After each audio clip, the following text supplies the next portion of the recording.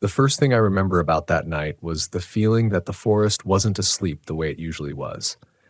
The air had a charge to it, too still, too expectant, as if something out there was holding its breath and waiting for me to notice.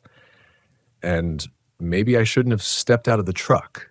Maybe I should have radioed it in, waited for backup, done anything except open that door and plant my boots in the dirt. But I've always been the kind of ranger who learns the hard way. Some lessons just carve deeper than others. My name is Mark. I'm 42 years old, and I've worked these woods, this massive, quiet stretch of the Northern Cascades, for the better part of 2 decades. Long enough to see the rhythms of the forest shift with the seasons, long enough to tell the difference between a bobcat shriek and a person screaming, long enough to know when a tree falls by chance or when something forces it down, and long enough to know that every ranger eventually faces a night that rearranges the way they think about the wilderness. Mine started with a call from a local hunter, an older man everyone just calls Red. Voice shaking, breath short, he told dispatch he'd found a cabin out near the old river loop, a cabin he swore hadn't been there the week before, maybe even the day before, but he didn't stay long enough to investigate. Something about it felt wrong. So wrong he hiked 3 miles back to his truck without stopping once. When dispatch relayed the information to me, I could hear the hesitation in the operator's tone. She knew Red. The man didn't scare easy. If he said something was off, then something was off. The drive up to the loop trail is narrow, carved between tall Douglas firs that bend over the road like giant ribs. There's a point where the forest gets so dense the canopy shuts out the sky entirely. It's always given me the feeling of entering a long, green tunnel. Some nights it feels protective. That night it felt like the forest was swallowing the road whole. By the time I reached the trailhead, the sun had already dipped behind the ridge, leaving the woods in a dim bluish haze. I parked the truck, stepped out, and immediately noticed the cold. It wasn't normal cold. It was the kind that sticks to your bones, the kind that makes no sense for the season. Mid-October should have been crisp, maybe chilly, but this was the kind of cold you feel on your teeth. I grabbed my pack, slung my flashlight around my wrist, and headed down the trail. The forest was too quiet. Not silent, quiet, an intentional quiet. No insects, no distant owls, no rustle of small animals, just the faint sound of my boots on the dirt and the occasional creak of branches shifting under their own weight. But every time a branch sounded, I flinched. I told myself it was nothing. I always tell myself it's nothing. That's how I deal with fear out here. I smother it with logic until it stops kicking. About a mile in, the temperature dropped again, abruptly, like walking into a freezer. I slowed down, shining the flashlight on the ground ahead. Fresh mud, not unusual for fall. But the strange part? No tracks, no prints besides mine. If someone had built a cabin recently, they would have left something behind, boot marks, tire tracks, tool impressions, but the mud was untouched. When the trail curved left toward the river, I saw something through the trees, a shape, angular, wrong for the landscape, a cabin, standing right there between the trees where I knew nothing had ever been built. Not in my 20 years patrolling this stretch. The structure looked new, too new. The wood was bright, pale, unstained by weather, and when my beam swept across the front porch, I saw the nails along the planks. They gleamed, fresh, untarnished. My stomach tightened. You don't build a cabin in the middle of a national forest without permits, without noise, without transport, without anyone noticing. I stepped closer, feeling the weight of the forest shift around me.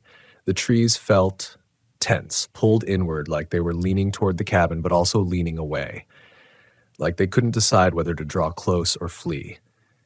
30 feet away, I stopped. That's when I noticed something I should have seen sooner. There were no tracks, not just near the cabin, anywhere. No footsteps leading to the door, no wheel ruts from supplies, no disturbed brush, no sign that anyone had carried wood or tools.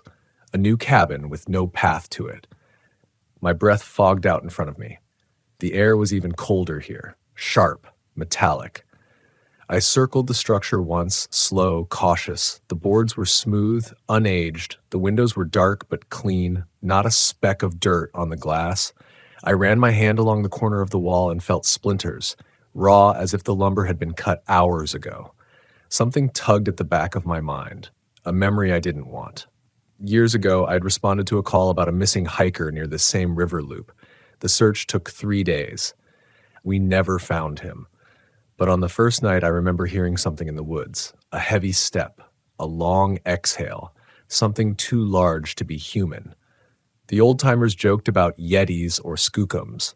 I told myself it was a bear. We all did. But the prints we found the next morning, those weren't bear prints. They were too deep, too wide-spaced, and there were only 2 of them, side by side, like something had simply appeared, taken 2 steps and vanished. As I stood there staring at the cabin, that memory clawed its way back. I pushed it down. I went to the front door. It was slightly open, just a crack, enough to see darkness inside. I called out, "Hello? This is the Park Service. Anyone inside?" Nothing, just the wind shifting the branches. I pushed the door open with my gloved hand. The hinges didn't creak. New hinges, new wood, new everything. Inside, the air was colder still, like a basement in winter. My beam traced across the room. 1 table, 1 chair, a wood-burning stove that looked unused, a small cot in the corner, no personal belongings, no tools, no lanterns, no dust either. Everything looked untouched, like it had been assembled but never lived in. Then I saw the nails. A tin bucket sat on the table, filled to the brim with unused nails, bright, gleaming, spotless. I reached in and picked one up. The metal was warm. No explanation made sense. Nails don't stay warm in freezing air unless someone's been handling them. Recently, moments ago, the hairs on my arms lifted beneath my jacket. That's when I heard it. A sound outside. Heavy, slow, rhythmic, like something circling the cabin. 3 steps. A pause. 3 more steps. I froze, listening. The steps were deliberate, careful, intelligent. They stopped right outside the door. For a moment, I was sure someone or something was standing there, watching, measuring the gap between us. I held my breath. Nothing moved. Then a low sound rose from the trees. A groan, a breath, a growl. It vibrated through the cabin walls like a pulse. The air thickened. My skin prickled. My instincts screamed to leave. I stepped backward toward the wall, keeping my flashlight on the doorway. Something brushed against the outer wall of the cabin, slow and dragging. Wood fibers scraped like fingernails on a table, not claws. Fingers. Long ones. A shadow passed over the window, huge, blotting out what little light remained. And then, silence. A silence so complete my heartbeat felt deafening. I stayed still for what felt like an eternity, forcing myself to breathe quietly, waiting for the next sound, the next step, the next sign of whatever had been outside. But nothing came. Finally, when the silence seemed to settle like dust, I took a step toward the door. Slow, controlled. My legs felt stiff, like they no longer wanted to obey me. Before I reached the doorway, something on the floor caught my eye. A footprint, inside. Not mine. Large, bare, damp, as if something had stepped inside moments before I arrived. The print faced the back wall, and that's when I noticed the small door I hadn't seen earlier, flush with the wall, almost hidden. A cellar hatch, closed, but not locked, and the footprint led straight to it. My breath caught. Whatever had built this cabin, whatever had warmed those nails, whatever had walked around the outside, it was still here, right below me, waiting. I didn't want to move. Every instinct I had, every survival lesson, every warning from old rangers who had vanished into retirement with hollow eyes, told me that if I opened that cellar hatch, I wouldn't walk out of this cabin again. But I also knew the rules of the forest. You don't turn your back on something unknown. Not out here. Not when you can feel it listening. My hand hovered above the latch, trembling slightly despite my effort to steady my breath. The metal was ice cold, too cold, cold like river stones pulled from deep water, cold like something buried. I swallowed hard and forced myself to lift it. The hatch didn't creak, it didn't resist. It opened smoothly as if someone had oiled it an hour earlier. A smell rose from the darkness. Not rot, worse. Something damp, mineral, ancient, like the inside of a cave, but deeper, older. The kind of scent that makes your instincts pull back before your mind understands why. I leaned in with my flashlight, angling the beam downward. What I saw didn't make sense. The cellar wasn't a cellar. It was a tunnel, carved straight into the earth, reinforced with wooden beams as new as the cabin itself. Fresh cuts, smooth surfaces, as if someone had built all of this quickly. Too quickly. The tunnel stretched forward maybe 20 feet before curving sharply out of sight, and there, in the loose dirt at the bottom of the ladder, was another footprint. Deep, heavy, the same size as the one behind me. Bare, human-shaped, but wrong. The toes were too long, the heel too narrow, the arch too high, as if something was imitating a human foot, but hadn't quite mastered the design. I steadied myself against the frame of the hatch, breathing slow, shallow breaths. I knew one thing with complete certainty. Nothing human had built this. Nothing human had walked in here. And whatever climbed down into that tunnel hadn't climbed back up. I lowered the hatch halfway, not closing it, just cutting some of the darkness, and stepped back. I needed air. I needed space. I needed the forest, even with all its threats, more than the closeness of these four walls. When I stepped onto the porch, the temperature hit me again, sharp and unnatural. But worse than the cold was the feeling. The trees felt wrong, as if their silence wasn't the absence of sound, but the presence of something else. A watcher, a listener. The sky above the canopy had turned the deep, washed-out blue of late twilight, the kind of light where shapes distort and shadows stretch longer than they should. I took my first step toward the trail. That's when I heard it. Not behind me, above me, a slow, deliberate exhale. I looked up. Not with my flashlight, my arm wouldn't move. I just tilted my head inch by inch. Something was in the branches, silhouetted against the fading sky. Too tall, too thin, too still. Its limbs hung at angles that didn't belong to any animal I knew. One arm extended toward the cabin, fingers so long they draped like roots, and its head. It was tilted, watching me, studying me. I lifted my flashlight, but the moment the beam moved, the shape dissolved upward into the branches, climbing without sound, without effort, not scrambling, flowing, like water climbing a wall. I didn't think. I ran. My boots slammed against the trail, my heart hammered, my breath turned frostbitten in the cold. Branches whipped my shoulders as I pushed through the tight turns of the forest. Every few seconds, I heard movement above me. Light, precise, not chasing, pacing, following, tracking, waiting for something. Twice I skidded on loose rocks. Once I slipped on a patch of frozen mud that shouldn't have been frozen.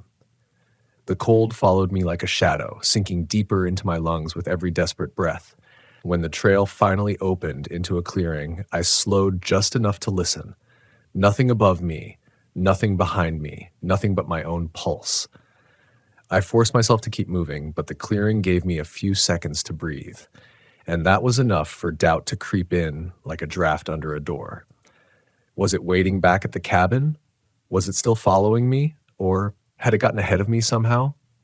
I swept the tree line with my light, hands shaking. Then I noticed something at the far edge of the clearing. A structure. My stomach dropped. Not the cabin. Another cabin. No, the same cabin. Same pale boards, same shape. Same fresh nails gleaming on the porch rail. Except it couldn't be. The loop trail didn't circle back this way. I should have been nearly a mile from it. I backed away slowly, gripping the flashlight so tightly my knuckles screamed. The forest around me darkened. Not gradually, as it should with evening, but suddenly, as if someone had pinched the sun between two fingers.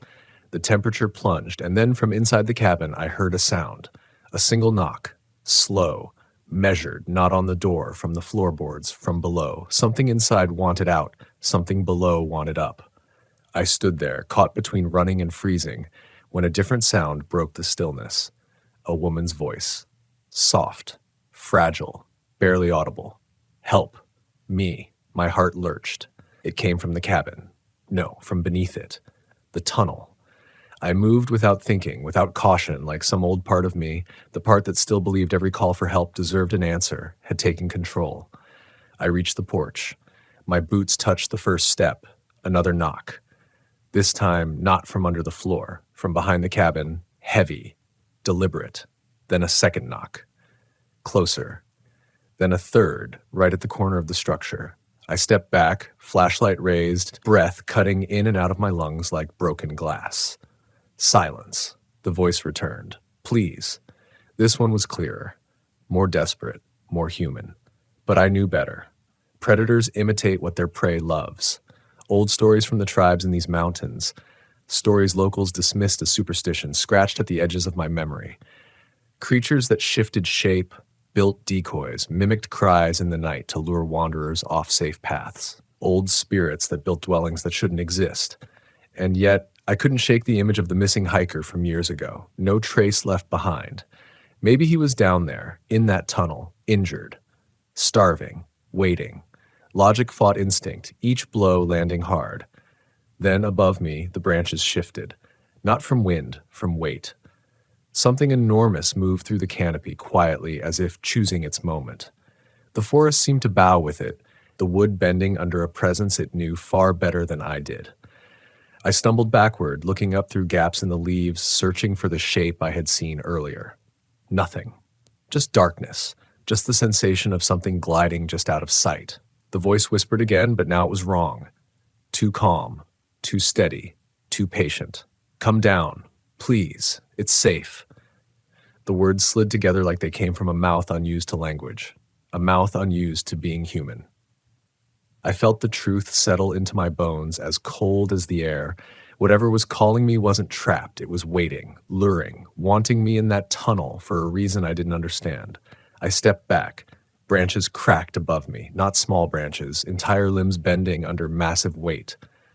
I didn't look up this time. I bolted. The forest seemed to shift around me as I ran, as if the trails weren't staying where they always had. My light caught glimpses of things that shouldn't have been.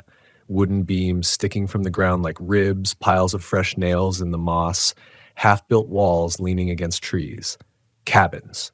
Pieces of cabins. Everywhere. Scattered as if something had been trying to build more of them. Dozens more. Hundreds more.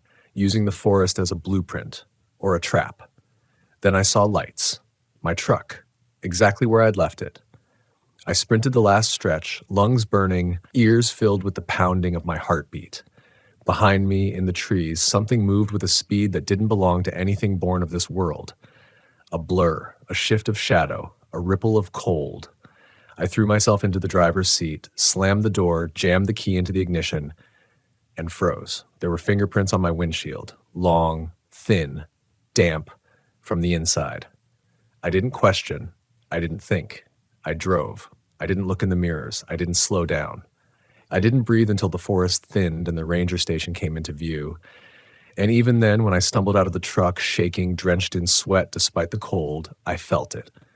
The forest wasn't done with me. It had let me go, for now. But whatever built that cabin, whatever carved that tunnel, whatever followed me through the trees, it wanted something. And the worst part? I knew I was going back. Because that voice, that tunnel, that impossible structure with fresh nails but no tracks, it wasn't finished with me, and I wasn't finished with it. Not until I learned what was buried beneath those woods, or what had crawled out from under them. I didn't sleep the night I came back from the cabin. I didn't even try. I sat at my desk in the ranger station with the lights off, staring at the dark window as if the forest might press its face against the glass at any moment. I kept imagining those long fingerprints sliding down the inside of my windshield, imagining the cold breath that had fogged the air behind me, imagining the way the trees had shifted as I ran, bending like they knew what was hunting me. People talk about shock as numbness, but that's not what it felt like. It was clarity, a sharp, painful clarity that made every memory feel etched in glass. I didn't question what I'd seen. Not this time. I didn't rationalize it. I didn't smother the truth under logic until it suffocated. For the first time in my career, I let the fear stand on its own legs. The forest had shown me something, and it wanted to know what I would do next. Around 4 a.m, when the sky began to shift from black to bruised blue, I walked outside. The air was warmer near the station, more natural, human. But as I faced the tree line, that same pressure I'd felt at the cabin returned. Not as sharp, not as cold, but present. A watcher on the other side of a boundary. Not crossing. Not yet. I thought about reporting it, calling every supervisor, every wildlife expert, every authority who might try to make sense of what I'd found. But what could I say? There's a structure in the middle of the woods that builds itself. There's something out there imitating human footprints and human voices. There's a creature moving through the canopy that knows how to hide from light. And it touched my truck. No one would believe me. Worse, they would come looking. And something deep in me, the part I didn't want to acknowledge, knew the forest didn't want them. It wanted me. Maybe because I'd seen the prints years ago, maybe because I'd heard the breathing in the dark before anyone else did. Maybe because I'd been circling this truth my whole career without realizing it, like prey walking the same path while a predator lay patient in the brush. Or maybe because I'd opened the hatch. I kept replaying that moment, how the smell felt older than burial, how the air moved like something breathing far down the tunnel, how the voice shifted from desperate to patient, and how the knocking around the cabin had synchronized with my footsteps like it was mapping my rhythm. I still don't know what it wanted, but I know this. That tunnel wasn't finished. That cabin wasn't the only one. And whatever lives in those woods, it's building something. Not shelter, not a trap, something else. The following week, I returned to the River Loop Trail, but I never made it to the spot where the cabin had stood. Not because I was afraid, though the fear clung to me like a weka coat, but because the forest wouldn't let me. Trees had fallen across the path. Fresh, enormous, blocking every approach, as if the woods were closing a door I had opened, protecting me, or keeping me out, or keeping it in. Every day since, I've felt it stronger, the sense that the forest is shifting, quietly, subtly, like a living thing adjusting its posture. The birds returning later than they should, the underbrush parting in perfect lines as if something large has walked through without leaving visible prints. Nights when the air turns suddenly cold for no reason, sharp enough to scrape the inside of your chest. And every so often, when the wind moves just right, I hear something faint. A knock, or a breath, or a voice trying on a new tone the way a predator tests a new call. I know I should be afraid. I am. But I also know I'm being given time, something that creature hasn't given many before. Time to understand, time to learn, time to choose what I'll do when the forest finally opens that door again. Because it will. Structures don't build themselves without purpose. Voices don't mimic without intention, and tunnels don't lead nowhere. Someday soon, I'll go back. Not because I'm brave, not because I'm curious, but because the forest is waiting. And you don't ignore a call like that. Not out here. Not if you want the woods to let you keep breathing. I remember the exact moment I realized something was wrong, though at the time I told myself it was just exhaustion, that it was the isolation talking. It was mid-afternoon, sun falling through the canopy in harsh, jagged slices that didn't touch the forest floor evenly. My GPS had gone haywire for the third time that morning, sending me down a trail that shouldn't exist, at least not on any map the Forest Service had provided. The device blinked with coordinates that ended nowhere, yet insisted there was a clearing ahead. I cursed under my breath, my boots crunching on pine needles and frozen soil, and I told myself I was chasing nothing but a glitch. But when I stepped into that clearing, I felt the first real chill of fear. I'm a ranger, been on the job for 15 years, spent more nights alone in the wilderness than I've spent in my own bed. I know the smell of wet pine, the sound of a coyote call echoing over a ridge, and the way shadows bend in the forest just before a storm. I've been close to death in snowstorms, bear encounters, and the occasional violent human. Those are things you can rationalize, document, and prepare for. But the fear I felt here, standing in that clearing, had no rationale. It felt patient, watching, expecting, The clearing wasn't large, maybe 30 feet across, but the forest around it pressed in with unnatural density. Trees formed a perimeter that blocked the sun entirely in spots, and the air tasted metallic. I crouched, tried to smell the earth, and caught the faint, unmistakable copper tang of blood, old blood, deep in the soil.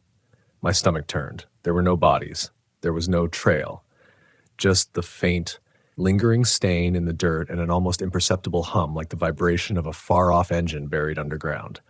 I shook my head. Too much caffeine. Too many hours on patrol. Just a glitch, I told myself.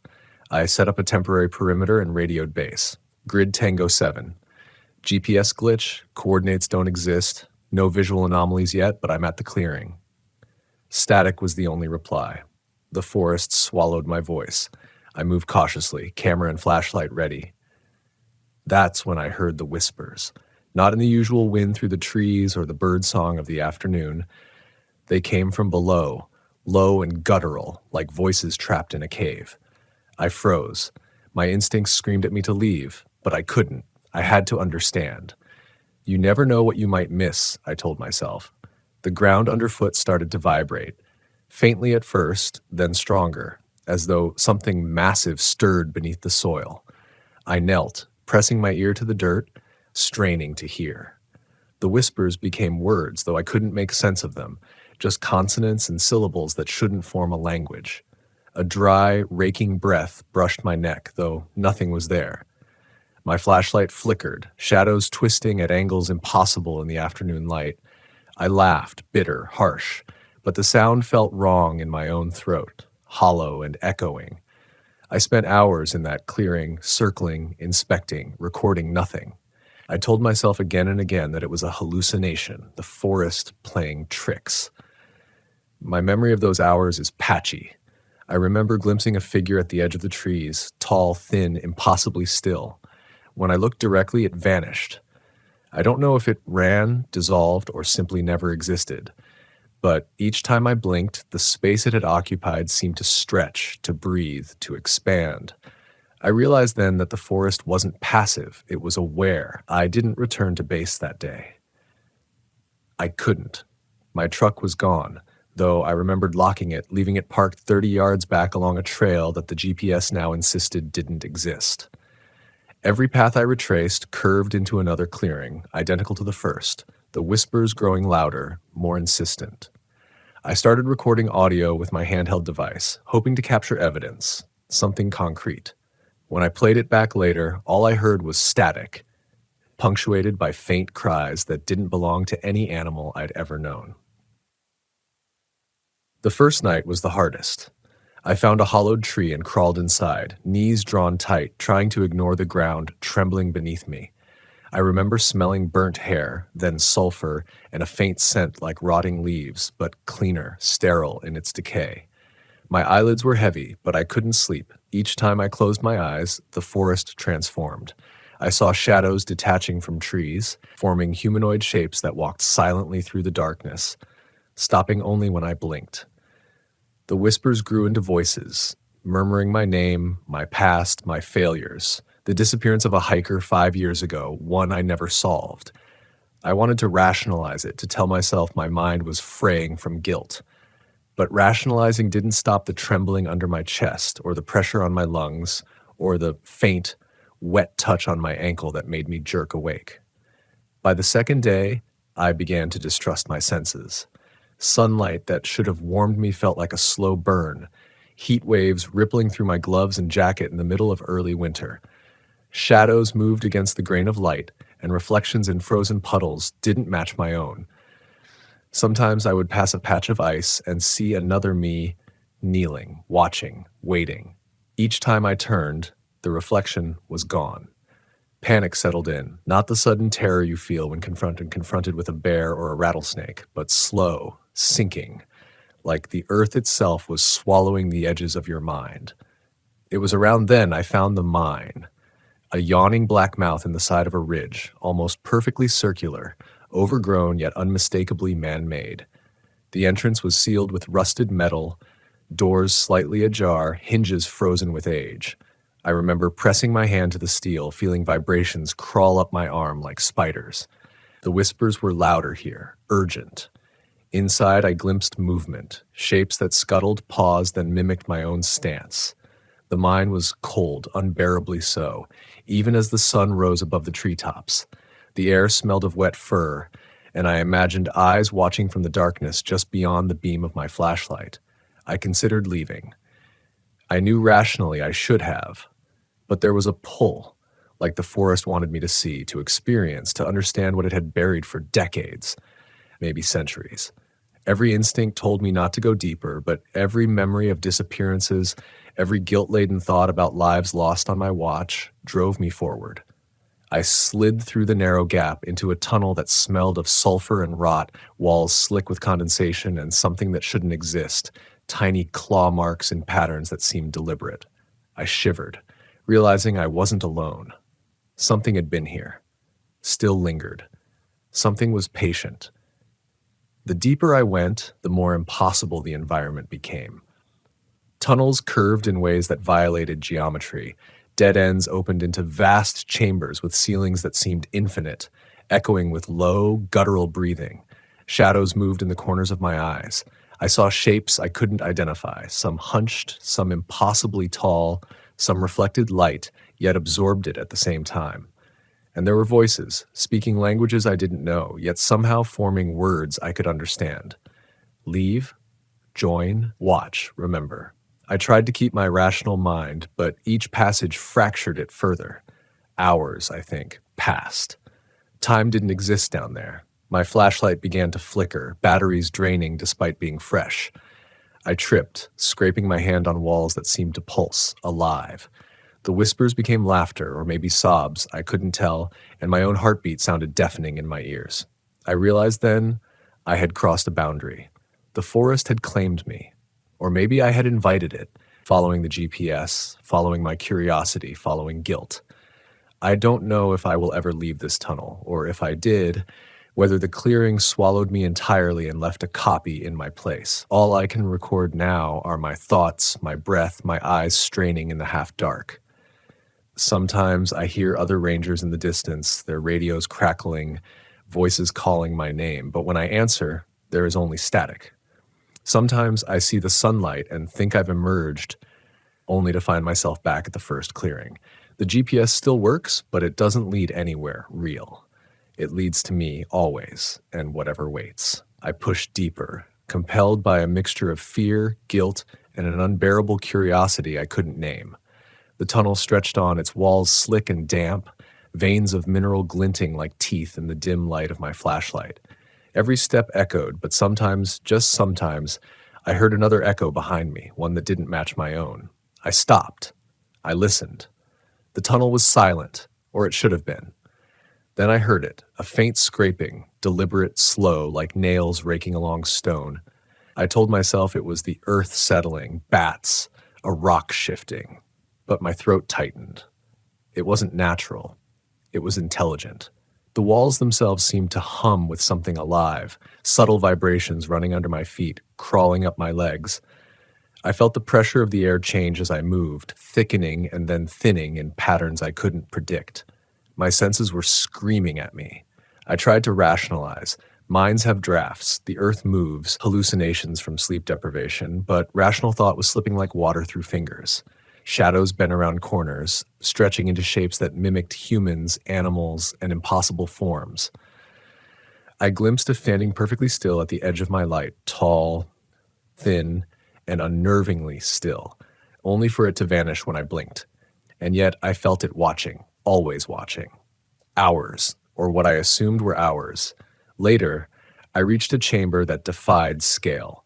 The tunnel opened into a vast space, so large that my flashlight barely penetrated its shadows. The ceiling disappeared into darkness, the walls undulating as if breathing.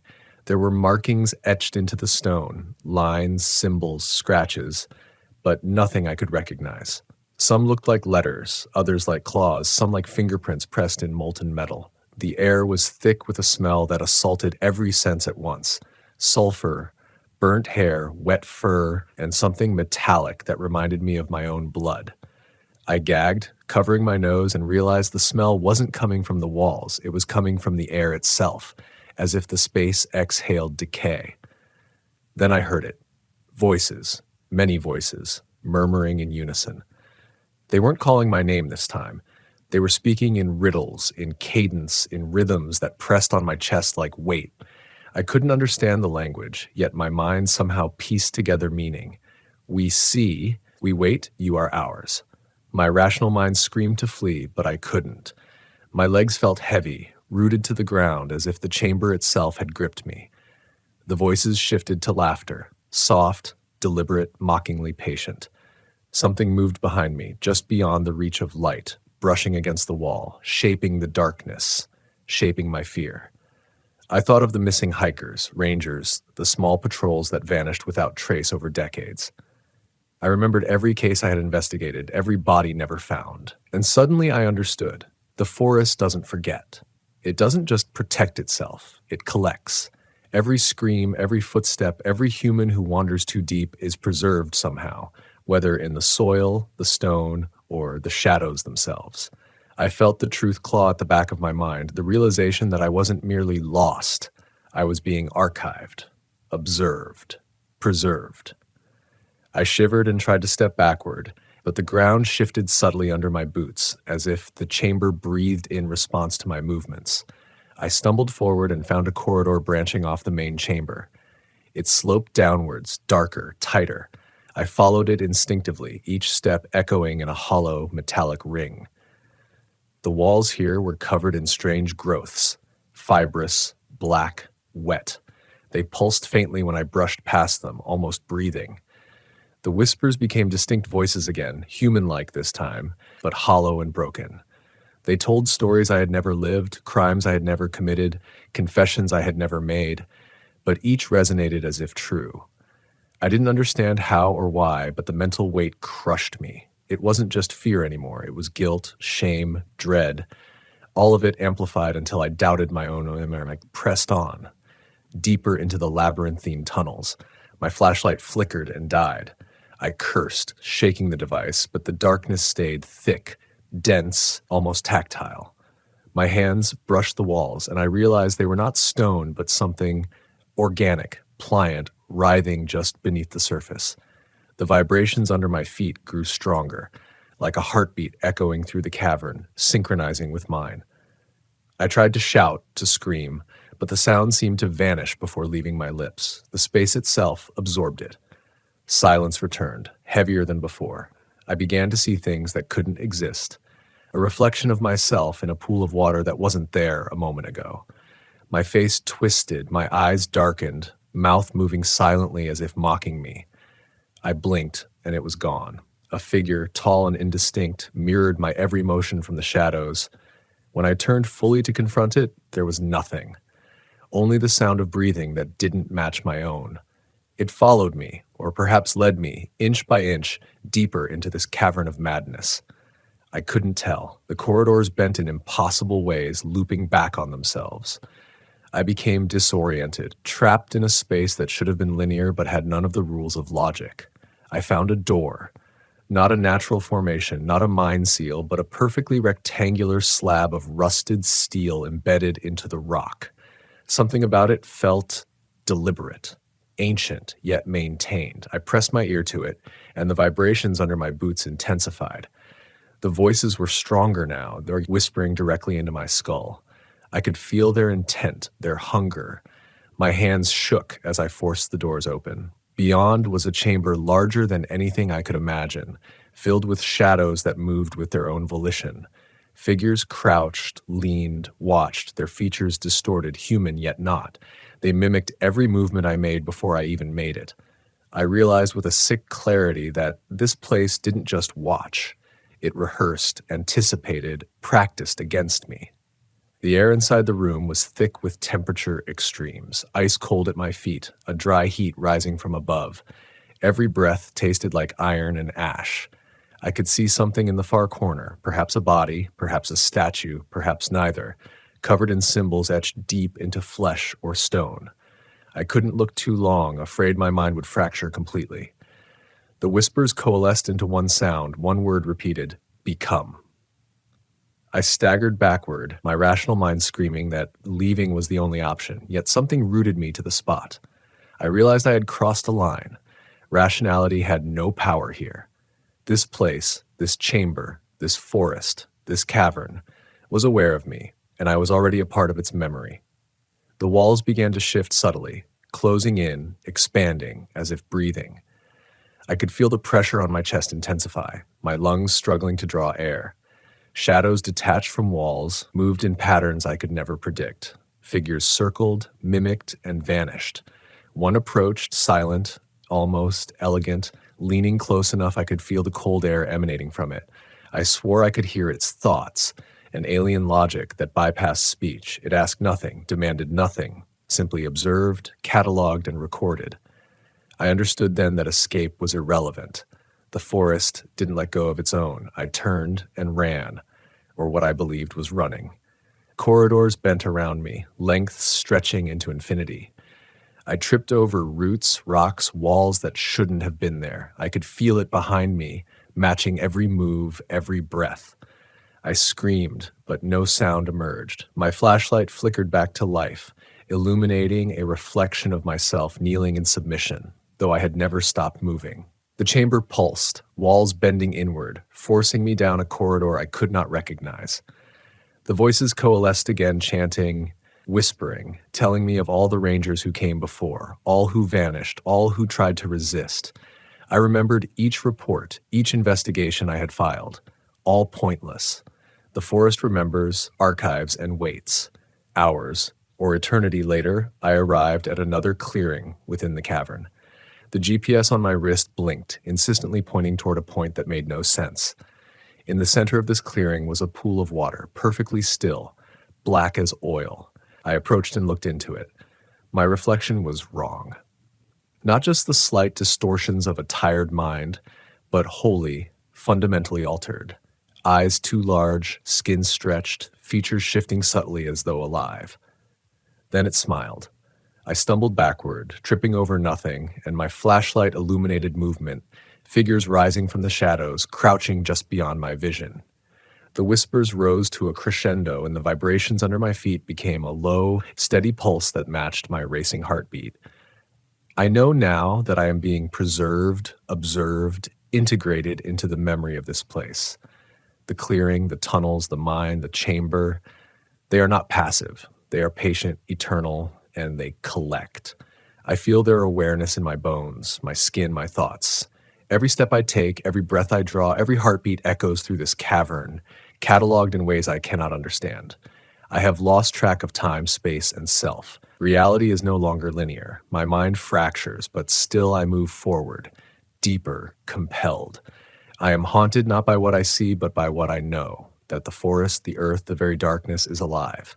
And it remembers. I remember thinking, for one brief delusional moment, that if I kept walking, if I just chose a direction and committed to it, I'd eventually find an exit. It was the last rational thought I had before the tunnels stripped the rest of my sanity away. The corridor ahead narrowed until I had to turn sideways, my shoulders scraping something soft, something that yielded like skin before firming like stone. My breath fogged in front of me, the temperature dropping so sharply it felt as if the cold were alive, creeping into my throat, my lungs. The smell changed too. The sulfur and wet fur faded, replaced by a sterile, metallic scent that reminded me of an operating room, one I had been in the day they pulled a hiker's remains out of meadows a decade ago. The moment his family's screams broke through the double doors. The moment I swore I'd never let another person vanish under my watch. But down there, the forest replayed that memory like a recording. I heard the mother crying behind me. I heard the son's voice echo ahead. I heard my own name whispered in the same tone the child used when he asked me if his father had died alone. I kept moving because stopping meant I'd hear more, and hearing more meant the cavern could reach further inside me. The tunnel opened abruptly into another chamber. This one different. Smaller. Man-made. The walls were concrete, cracked, water-stained with streaks of rust and mineral deposits. Old military markings, stenciled numbers, and peeling hazard symbols clung to the surfaces. This place had been built, sealed, abandoned, and then swallowed by the earth. My flashlight flicked across a metal table bolted to the floor, straps dangling from its sides. Not ropes. Leather restraints. Meant for humans, or something shaped like us. That sterile smell returned, stronger now. I stepped closer and felt warmth radiating off the metal, as if someone had just used it. I rested my hand on the surface, and the vibration I felt wasn't the subtle hum I'd felt in the soil earlier. It was rhythmic, intentional, like breath, like a pulse. Footsteps echoed behind me. I spun so fast my vision blurred. No one was there. But the footsteps didn't stop. They circled, slow, deliberate. Whoever or whatever made them was inches outside the reach of my light. I aimed my flashlight into the corner where the sound had been. The cone of light revealed a figure standing perfectly still. A man. At least that's what I thought until he moved, or until he shifted. Like his body remembered being human, but not well. His limbs were too long, joints bending at off angles that clicked faintly as he leaned forward. His face looked smudged, like someone had taken a thumb to wet paint. Features dragged, muscles melting and reforming. Yet I recognized something in him. Ranger uniform, tatters of it, badge still hanging from a strip of fabric. I whispered the name of a colleague who went missing 8 years ago. The figure's head snapped up in a movement too sharp, too fast. It stared at me with eyes that were wrong, reflective, predatory, like a deer's caught in a spotlight. Then it opened its mouth, and my own voice echoed out. "Help me." I fell backwards, scrambling against the floor, my flashlight shaking so hard the beam spasmed across the walls. The thing stepped forward, each movement a grotesque imitation of how humans walk. It repeated my voice again, but not the same phrase. This time it cried out, "Don't leave me." And that was a sentence I'd heard before. 5 years ago. The last call from a teenage girl who disappeared during a winter storm. I had been the one she spoke to right before the line went dead. How did this thing know her voice? How did it know mine? I crawled backward until I hit the table. The cold straps brushed my neck like fingers. The creature froze mid-step. Its form flickered, shifting shapes like reflections in rippling water. For a moment it looked like the girl, shivering, frost clinging to her hair. Then it stretched taller, lankier, then shorter, then featureless. Then it stepped back into the darkness and vanished. I stayed there, shaking, for minutes or hours. Hard to say. Eventually, I forced myself up, following the tunnel out of that chamber, deeper into the earth, because going back meant passing through whatever that thing had become, and the forest knew I wouldn't risk that. The next passage was steep, requiring my hands to scramble against cold stone. My nails scraped rock until they tore. I didn't feel the pain. Not then. I felt only the pressure of the mountain overhead and the whispering wind that shouldn't exist underground. It carried a faint scent with it, something floral, lilac maybe, impossibly out of place. The smell grew stronger as the tunnel widened. I emerged into a cavern lit by a soft orange glow. Torches lined the walls. Fresh fire. Fresh heat. Someone had been here recently. My breath hitched as I scanned the space. The cavern was circular, the torches placed in deliberate intervals. In the center stood a wooden structure, something between a scaffold and a shrine. Carvings of figures, tall and elongated, adorned its beams. Their faces were hollow, eyes carved into perfect circles, their mouths stretched too wide, and all of them faced the center, faced a stone slab, faced the body lying on it. I swallowed. It was a ranger uniform. Mine. The face was obscured by shadow, the head turned away, but I knew the shape. I knew the scar near the elbow. I knew the boots. It was me. No breath, no movement. A perfectly still version of me laid out like an offering. I approached, hand trembling as I reached out. The closer I got, the colder the air became. Frost formed on the stone, crawling outward, inch by inch. My fingers hovered over the figure's chest. The eyes snapped open. My own eyes. They stared straight into me. And then the reflected me inhaled sharply, a violent, ragged gasp of air, as if waking from drowning. Frost burst from its mouth like breath in the dead of winter. Its hand shot out, gripping my wrist with strength that felt inhuman, bones grinding against mine. When it spoke, its voice was not mine anymore. It was dozens of voices layered together. Men, women, children, old, young, screams, whispers, all speaking as one. You were meant to join us. I tried to pull back. The grip tightened. The land remembers. The torches flickered. Shadows stretched toward me like reaching hands. And now, so will you. I tore myself free, skin ripping under the strength of its grip. I stumbled backward, slamming into one of the carved pillars. The figure on the slab didn't rise. It didn't move. It simply watched with my own frozen eyes, unblinking. The cavern trembled. Dust fell from the ceiling. The torches dimmed. Something massive stirred behind the far wall, moving through stone like it was loose soil. I ran. Not because I thought escape was possible, but because something deep inside me, some remaining instinct for survival, forced my legs to move. The shadows followed. The voices rose. The earth itself seemed to pulse with each footstep, as if mocking my attempt to flee. I ran until my lungs burned. I ran until my legs buckled. I ran until every torchlight behind me disappeared, and every echo of pursuit blended into one long, droning sound, the heartbeat of the cavern, of the forest, of the thing that had reflected me. Eventually, I collapsed at another iron door, rusted nearly shut. I used the last strength in my body to force it open, the hinges screaming like an animal being slaughtered. Beyond was darkness. Not natural, not simple. Darkness so complete it swallowed the light of my flashlight whole, and something in that void breathed. Once.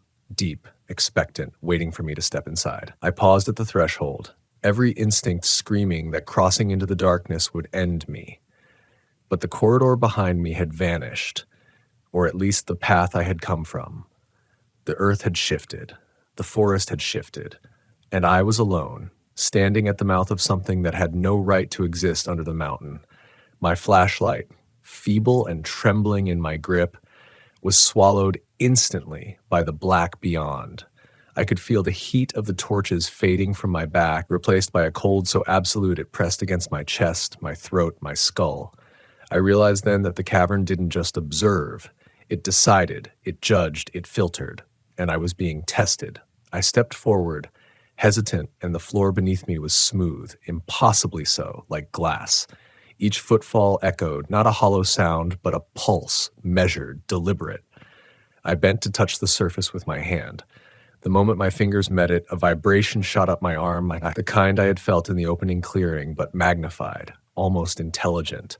It pulsed in rhythm with my own heartbeat, or maybe my heartbeat was now following it.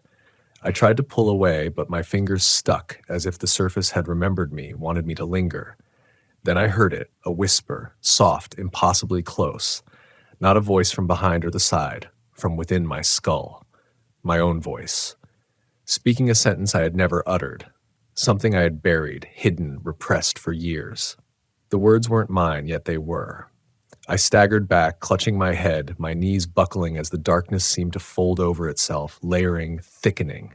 The whisper became a chorus, overlapping syllables that formed no human language, but conveyed perfect meaning. We are your memories. We are your guilt. You will not leave. Panic, raw and unfiltered, erupted inside me. My rational mind, what little remained, screamed at me to flee. But the darkness didn't have exits. It curved impossibly, folding space. Every direction I turned, every corridor I imagined, led me deeper. It wasn't just a void, it was a living predator, and I was prey.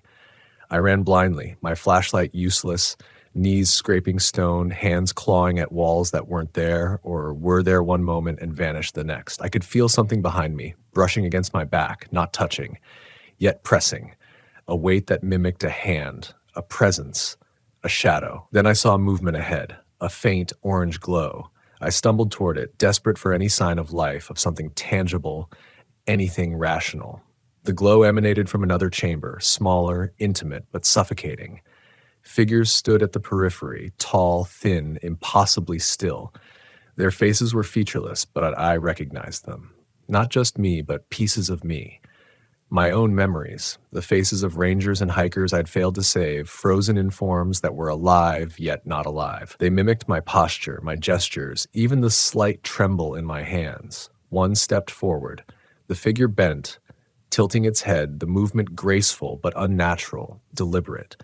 I could hear my own voice begging it not to advance, yet it ignored me, inching closer. My legs gave out. I fell to the cold floor, pressed my face against the smooth surface, and the whispers intensified. Each syllable tore into my mind, images flashing, failures, mistakes, moments I had tried to forget. A hiker lost in snow, a patrol left stranded, my own family's faces twisted in disappointment. And then the figure leaned close. It did not speak. It did not breathe audibly. Yet I could feel a presence, a voice inside me, stating with certainty, "You belong here." I crawled backward, dragging myself along the floor, trying to put distance between me and that entity. But the chamber seemed endless. The walls pulsated softly now, alive, and each pulse reverberated in my chest. I heard footsteps behind me again. Multiple sets, each inhuman, echoing off invisible surfaces, converging, layering.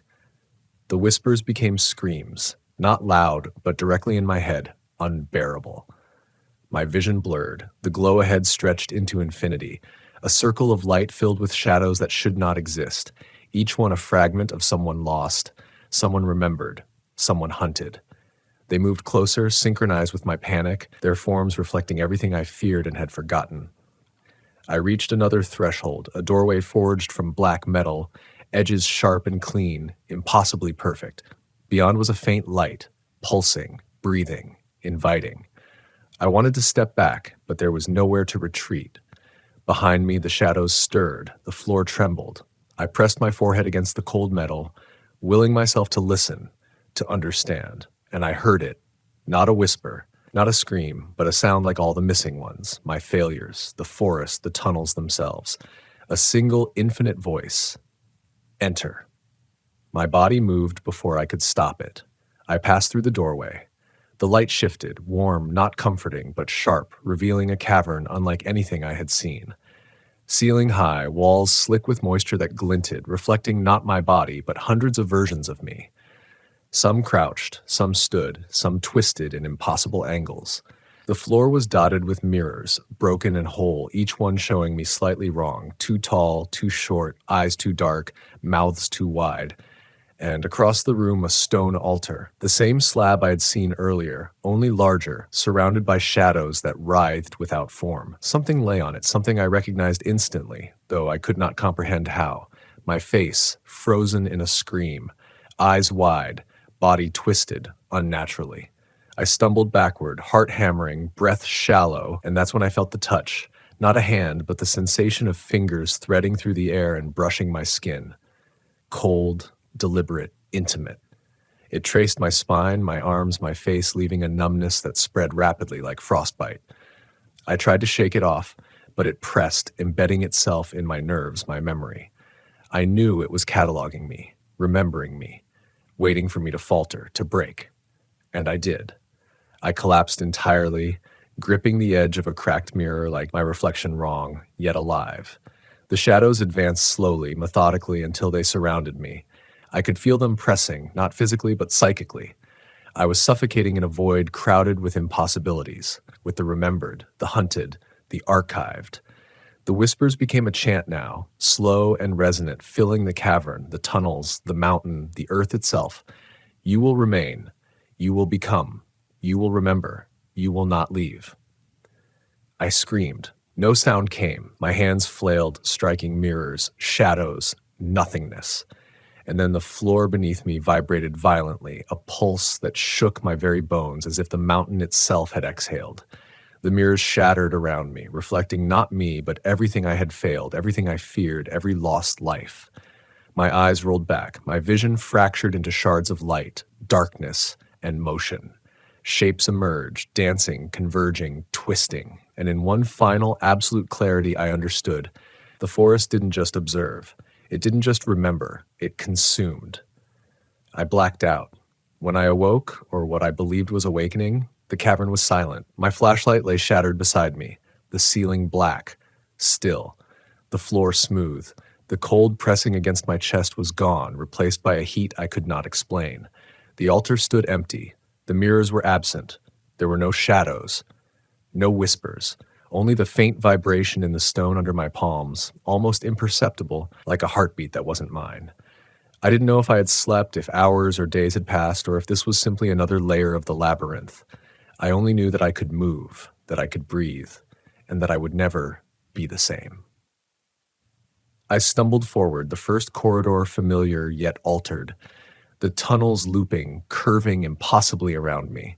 The forest outside, somewhere beyond the mountains, seemed distant, but I knew it waited, aware, patient, eternal. I knew that anyone who followed, who ventured too far, who listened too closely to the hum beneath the soil, would find this same labyrinth, the same chambers, the same reflections, and that they would be observed and remembered and consumed.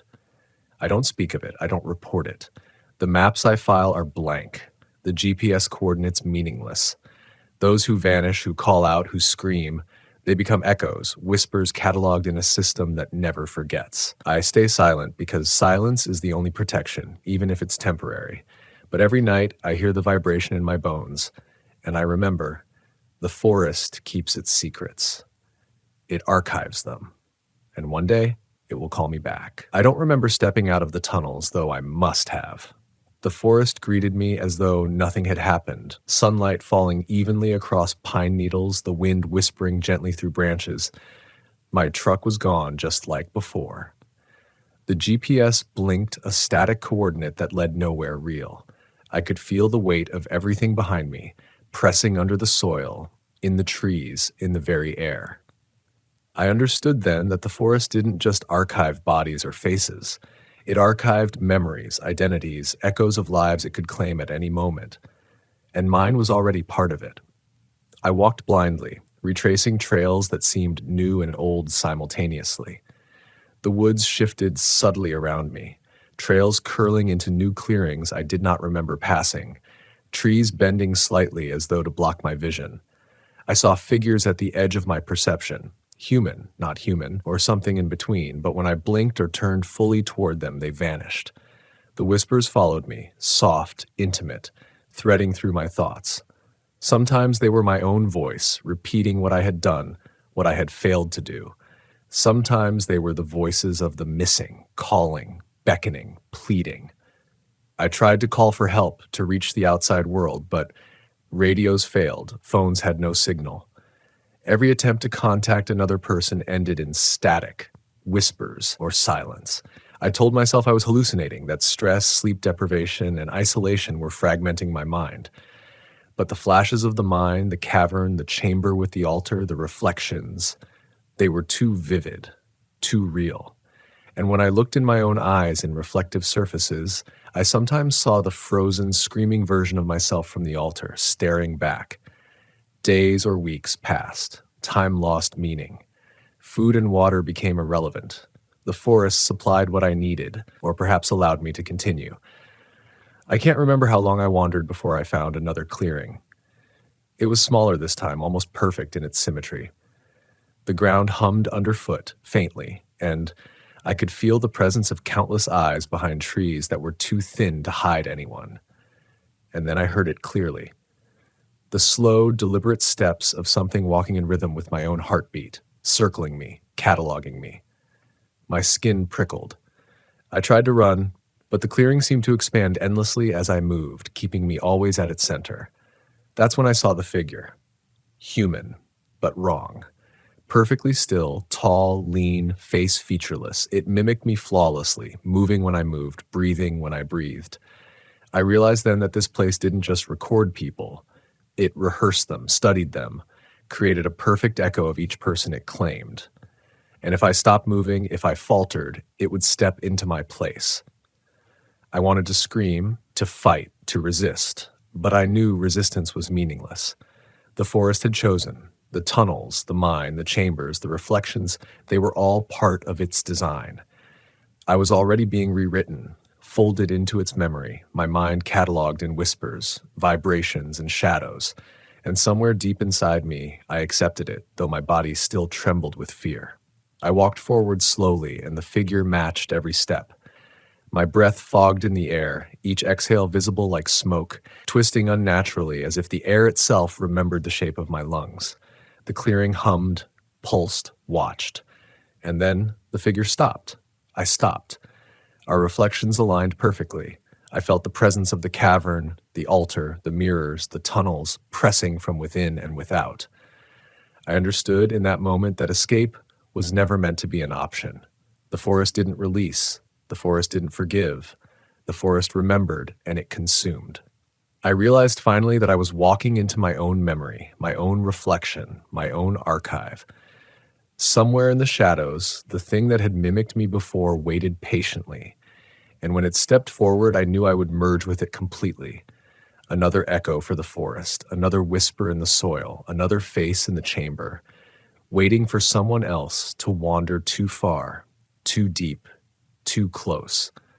I don't know how long I will remain here, or if I ever truly left the tunnels. Sometimes I hear other rangers in the distance calling my name, searching for me, but they don't find me. They never will. And sometimes when I look into reflective surfaces, a puddle, a mirror, a shard of ice, I see not just myself, but the version that lies on the altar, staring back with hollow, screaming eyes.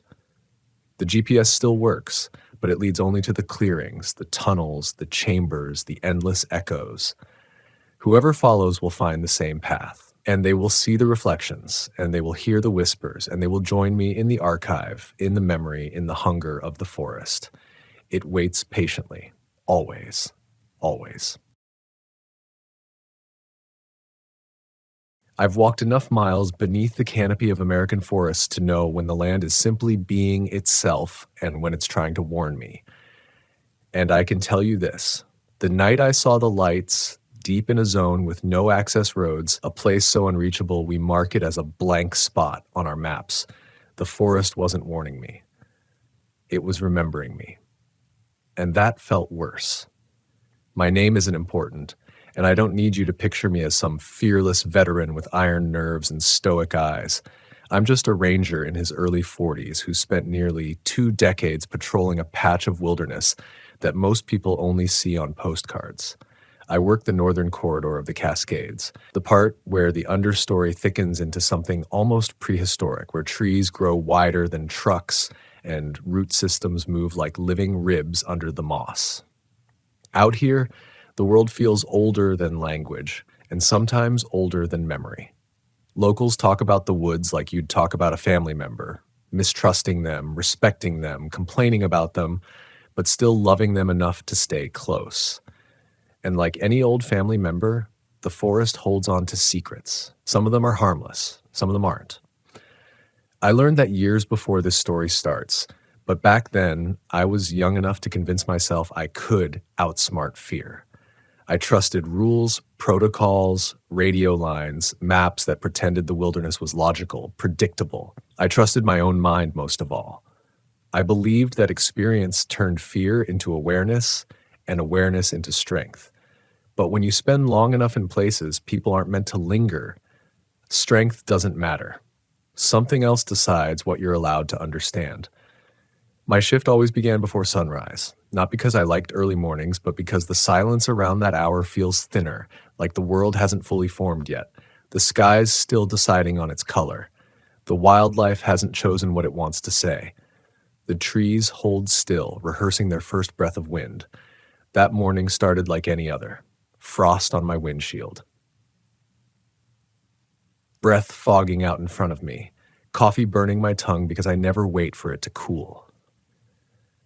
The air tasted sharp in my nose, the way it does in October when winter hasn't arrived yet, but its shadow has. I drove up the ridge to check the cameras we use to track wildlife migration. Usually it's just elk passing through, sometimes a cougar if I'm lucky. But 2 nights before, one of the cameras picked up something strange. What looked like a cluster of lights far north of the monitoring zone, in the dense corridor where we have zero human access. No roads, no trails, no clearings, just tangled, untouched forest. At first, I dismissed it as glare or a camera malfunction. Happens all the time, condensation on the lens, dust, even spider webs catching the moon. I didn't think much of it until the second night produced the same cluster, only brighter, closer, almost arranged. Light where there shouldn't be light. Humans always think the forest is dark by nature, but that's not true. It has its own brightness, reflected moonlight, scattered beams, luminous moss, microglitters of dew catching a rising sun. But artificial light, geometric light, structured light, that's the kind that tells you something is deeply wrong. I radioed the team. They brushed it off. Probably hunters, maybe an illegal camp, maybe some kids with drones. But every explanation they gave contradicted the terrain. You can't drive there. You can't hike there without days of bushwhacking. Even drones can't penetrate that far under the canopy. Someone would have needed a helicopter, and we hadn't logged any. But the lights were there. I saw them. I tried to ignore the strange feeling creeping under my ribs, something restless, something like memory being tapped rather than fear being born. I didn't like that sensation. It reminded me of things I'd tried not to think about for years, that there was a part of these woods that watched us more than we watched it. I reached the camera station mid-morning. The air was cold enough that every exhale came out in a burst. I walked out to where the device was mounted, moved the branches aside, and started playing through the footage again. At first, just trees, shadows, a passing owl, and then, right at 2:53 a.m., the lights appeared again. 6 points of pale yellow arranged in a loose arc, flickering with the same slow, unsettling rhythm as lanterns carried by someone walking. The kind of walk where the body moves smoothly, evenly, the kind without hurry. But the spacing wasn't right. They were too even, too symmetrical, like they weren't carried by anything at all. A cold pulse went down my back, not because of the lights, but because of what I heard underneath them. A faint clicking, soft and distant, repeating at an unnatural pace. At first I thought it was a woodpecker or the snap of a branch, but it carried a rhythm that felt deliberate, not a bird, not the wind. Something in between those, almost mechanical. As I leaned closer to the tiny camera screen, the air around me thickened. I didn't notice it at first. It was like the forest was holding its breath, not silent, just suspended. No bird calls, no rustling. Even the usual hum of distant water felt muted, as if something had turned the volume down on the world. And that's when the smell hit me. Damp fur. The scent of an animal that's been living in the cold, wet places where sunlight never reaches. It came in a sudden wave, subtle at first, then unmistakable. I knew that smell. Every ranger does. It's the scent of something large, something with mass, something that's been nearby long enough to claim the air around you. I turned slowly, scanning the tree line. My breath quickened, but I kept my posture calm, the way we're trained to. If an animal senses panic, it reacts. If it senses readiness, it pauses. Most of the time, that buys you your life. For a long moment, nothing moved. Then, between two cedars, I saw it. A patch of bark dark shadow shifting just slightly out of sync with the rest of the forest. Too tall to be a bear. Too narrow to be a moose. Too still to be anything natural. I blinked once. The shadow vanished. It didn't run, didn't fade, didn't step away. It simply wasn't there anymore. My pulse hammered in my ears. The smell of fur grew stronger, the air turned colder by a degree I could feel directly in my lungs, and my instincts, those unexplainable primal sensors that all rangers develop over time, told me one thing with absolute clarity. I was being watched. I stepped back toward the truck, slow enough to seem calm, fast enough that I could feel the tension pulling through my calves. I didn't look over my shoulder more than once. That's another rule you learn out here. If something is watching you, pretending you don't know buys you more time than admitting you do.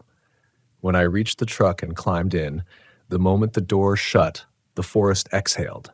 Noise crept back in, a bird call, a small rustle, wind flowing through the pines like a whisper released. But the smell lingered in my nostrils, damp fur, cold earth, something that belonged deeper in the mountains, far from human paths. I told myself I needed rest. Maybe the cold was getting to me. Maybe I was just tired. But deep down, an older part of me, the part shaped by years of instinct, said something different. You've seen that shape before, and the forest remembers everything. The lights weren't the beginning, they were the reminder. When I got back to the station that afternoon, I didn't mention the shadow between the cedars. I didn't talk about the smell clinging to my clothes or the way the forest had seemed to fold shut around me. You learn early as a ranger that certain things are easier to share than others. Tracks, easy. Signs of illegal camping, easy. Unexplained sounds, somewhat easy. But telling another ranger that the trees seemed to blink around you or that a shape vanished without moving, those kinds of confessions have a way of sticking to you, like burrs that don't wash off your reputation. And the lights, I knew I'd have to mention them eventually, but not yet. Not until I understood them myself. I spent the evening reviewing older footage from the same camera. Nothing unusual for weeks. No lights, no shapes, just the rhythm of the forest doing what it had always done. Grow, breathe, whisper. Around sunset, as the sky turned copper, a lodgepole pine outside the station cracked in half and fell without warning. No wind, no animals, no visible rot. Just a sudden give in the wood, followed by the heavy crash of its body across the forest floor. The noise hit like a gunshot. Everyone stepped outside to look, shaking their heads, muttering about unstable growth, root failure, maybe lightning damage from a recent storm. But storms leave scars. They leave hints. This tree left none. I kept my hands in my pockets, pretending not to feel the same cold ripple I'd felt earlier. When you've walked the woods long enough, you learn that falling trees aren't always accidents. Sometimes they're warnings. Sometimes they're reactions. Sometimes they're the forest shifting its posture like a creature adjusting its weight. That night, sleep wouldn't come. Not with the smell still lingering faintly on my shirt, and not with the memory of those symmetrical lights playing through my head. So I brewed more coffee, grabbed my jacket, and stepped outside into the crisp dark. The mountains loomed black against the starlit sky, ridges roughened like knuckles pressing upward. A thin frost glimmered across the ground. The silence stretched, but unlike the stillness near the camera station, this was a natural quiet, the kind that settles after dusk, not the unnatural hush that feels like being held underwater. I walked toward the lake. It wasn't far, maybe 10 minutes from the station. I like rangers go there when they need to think. The water absorbs your thoughts somehow, makes them feel less sharp. I approached the shoreline and scanned the reflection. Stars glittered across the surface. Pines formed jagged silhouettes. Everything looked normal, almost peacefully so, until I saw the reflection shift. Not the reflection of me, not the reflection of anything standing nearby. Something far out on the opposite shore. A faint pulse of light, almost amber. It shimmered once, then again, then scattered like embers being shaken. My stomach tightened. I hadn't even brought a flashlight, just my radio and my instincts, and both suddenly felt too small. I listened carefully, waiting for the sound of footsteps or a motor or anything. But the night offered only the faint ripple of water and the distant call of a barred owl. Another pulse of light, this time slightly higher, or maybe previous brush had blocked it. But the pattern, it wasn't random. It flashed, paused, flashed again, then held steady. My throat dried. I recognized the rhythm, not because I'd seen it before, because it carried the cadence of communication. I steadied myself, squinting across the lake. The light seemed too far to be a lantern, too steady to be fire, too warm to be a drone. It felt deliberate, almost like a signal, but not one meant for humans. Something older, something slower. A soft crunch sounded behind me. I froze. Every ranger learns to distinguish the types of footsteps in the woods: human, deer, elk, bear, cougar. This wasn't any of those. It was too heavy to be a deer, too precise to be a bear, too slow to be a cougar. And a human would have announced themselves, or tried to move quietly. This was neither. This was the calculated weight of something trying to learn my rhythm. I didn't look back. My eyes stayed on the lake, on the shimmering amber glow. Another crunch. My hand drifted slowly toward my radio, fingers resting on the transmitter. If I needed backup, I couldn't afford even a second of fumbling, but I also knew one wrong move could trigger whatever was behind me. The air grew colder, like someone had opened a door in winter. The scent hit me again, wet fur, old pine, the faintest trace of earth that hasn't seen sunlight in centuries. My heart pounded so hard I could hear it in my ears. Another step. Then a low, almost imperceptible exhale behind me, a sound that didn't belong to a mountain lion or a wolf or any predator I'd ever encountered. Too long, too resonant, too aware. I swallowed hard, forcing my voice into the calm register we're trained to use with wildlife. I said quietly, "I'm not here to bother you." Silence. Then the softest click, like two stones tapping together. Exactly the sound I'd heard on the camera footage. My fingers tightened around the radio. I had two options. Turn around and face it. Walk away without showing fear. But instincts, those same instincts rangers depend on, screamed a third option. Don't give it attention. Don't acknowledge it. Don't even let it know you've noticed. Because some things in the woods don't behave like animals. Some things behave like watchers. I stepped toward the trail. The crunch behind me stopped. The exhale faded. The cold eased by a degree, just enough to register as change, not enough to signal safety. When I reached the tree line and finally turned my head, nothing stood on the shoreline. No shadow, no creature, no movement, just the lake reflecting stars and the faint pulse of amber still flickering on the opposite bank. I walked quickly back to the station, resisting the urge to run. Running triggers chase instinct in normal predators. And in things that aren't predators, running communicates something worse: vulnerability. When I reached the door and stepped into the warm glow of the lights, a wave of relief washed over me. But as soon as the door clicked shut, I smelled it again, not faint this time. Not subtle, strong, heavy, saturated. Damp fur, inside the station. My pulse spiked. I spun around, scanning the room, every shadow, every corner. Nothing, but the smell lingered. It saturated the air like whatever made it had been standing right here just minutes before. The warmth of the room felt wrong, like it didn't match the scent, like it had been overwritten. I checked the windows. Locked. I checked the doors. Locked. I checked the vents. Clear. The radio crackled at my belt. I jumped. A voice from HQ said, "You out there tonight? Your GPS tag shows you're still on the North Ridge." I froze. I wasn't on the North Ridge. I hadn't been there since the morning. My unit shouldn't have been pinging from anywhere but the station. I answered, "I'm back at base. Has my tag been showing wrong all day?" A pause. "Not all day," the dispatcher said slowly. "Just the last hour or so. Says you're moving, but not on any trail." My mouth dried again. "What direction?" I asked. Another pause, but longer this time. "North-northeast, straight into the restricted zone. The same direction as the lights." I reached down to check my GPS tracker, which sits clipped to the back of my belt. It wasn't there. The metal clasp had been bent, twisted as if pulled off, not dropped. A cold shiver tore through me. Something had taken my tracker. Something had been close enough to reach behind me. Something had walked it into the dead zone where no human could go. "I'll look for it in the morning," I lied into the radio, keeping my voice even.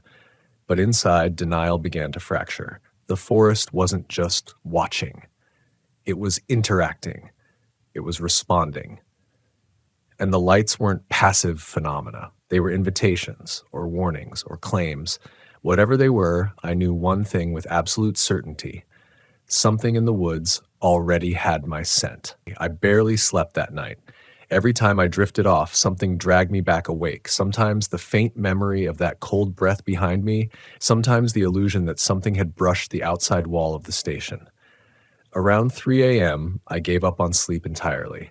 I sat at my desk with a mug of lukewarm coffee and stared at the radio, waiting for a signal I prayed wouldn't come. But nothing came.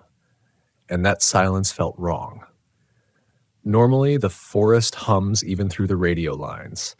Mentions of hikers late to return, the distant rumble of a rock slide, another team calling in bear sightings. But between midnight and sunrise, the line stayed empty. Too empty. Like every other ranger was holding their breath the same way the forest had. When the first stretch of sunlight slid across the mountains, I stepped outside into the cold morning air. Frost crackled under my boots. The world carried the unreal stillness of a photograph. Even the smell of pine seemed muted. I needed to retrieve my tracker, not because the device mattered, it didn't, but because I needed proof it hadn't simply fallen off. Because if I found the clasp twisted beyond what human hands could do, if I found tracks around it, if I found anything that confirmed what I'd felt, then I would finally stop telling myself this was stress, or fatigue, or imagination. Denial is a powerful shield, but it becomes a cage when you stay in it too long. I set out north, following the direction dispatch had reported. At first, there was nothing but my own footprints from the day before. Then, gradually, the terrain changed. Subtle at first. Patches of moss disturbed in ways that didn't match animal activity. Twigs snapped too cleanly, not like a deer stepping through, but more like something heavy pressing straight down. Pine needles brushed aside in small circular patches, as if something had paused there. Something light-footed yet deliberate. The air grew colder the farther I walked. Not the natural chill of dawn, this cold settled into my bones, the kind of cold that feels intentional, a warning written in temperature. I tightened my jacket and kept moving, trying to ignore the creeping sensation of déjà vu. I'd walked terrain like this before, once, years ago. I just didn't want to remember why. Half an hour deep into the restricted zone, I found it. My tracker. It was sitting at the base of a fallen tree, right on the boundary of an area where we had an old alert code, meaning it was a place nature had claimed in ways we couldn't explain. No ranger walked here alone. No ranger lingered here longer than necessary. I stared at the device. It was resting neatly on the exposed roots. Not dropped, not flung. Placed like an offering or a message, and the metal clasp twisted, bent in a spiral shape that no human hand could have created without tools. Not broken, not snapped. Twisted, smooth, fluid, almost graceful in its distortion, like someone with impossible strength had shaped it with careful precision. A sick heaviness settled in my stomach. If this had been a bear or a moose brushing against me, the clasp would have broken, not coiled into some unnatural shape. And no human could have walked my tracker all the way out here through walls of brush 6 feet high. The forest around me seemed to breathe, not with sound, but with pressure. My ears tingled as if the air density had changed. The sunlight looked thinner. Colors seemed washed out. Something was watching me again. I scanned the tree line, trying not to move too quickly. Maybe it was paranoia, maybe instinct, but I felt eyes on me from the shadows between the trunks, those tall gaps where daylight doesn't reach. For a moment, I thought I saw a figure. A tall one. Something with shoulders that sloped too far outward and a head that rose too high. But when I blinked, it wasn't there. Only the cold, only the silence, only the faint scent of wet fur.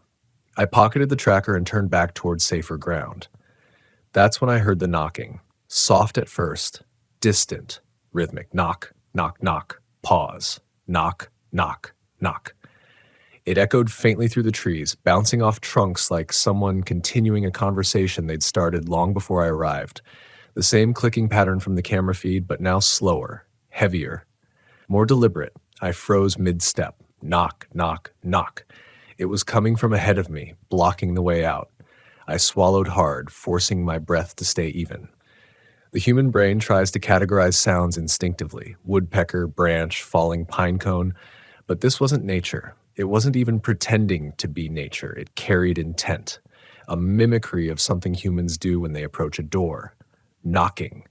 I stepped to the side, moving off the trail, searching for any sign of movement. The forest stayed still. Knock, knock, knock. Closer now. My pulse hammered as I crouched down, pressing myself behind a downed log, forcing myself to slow my breathing. My mind raced through possibilities. Bear tapping a tree? No.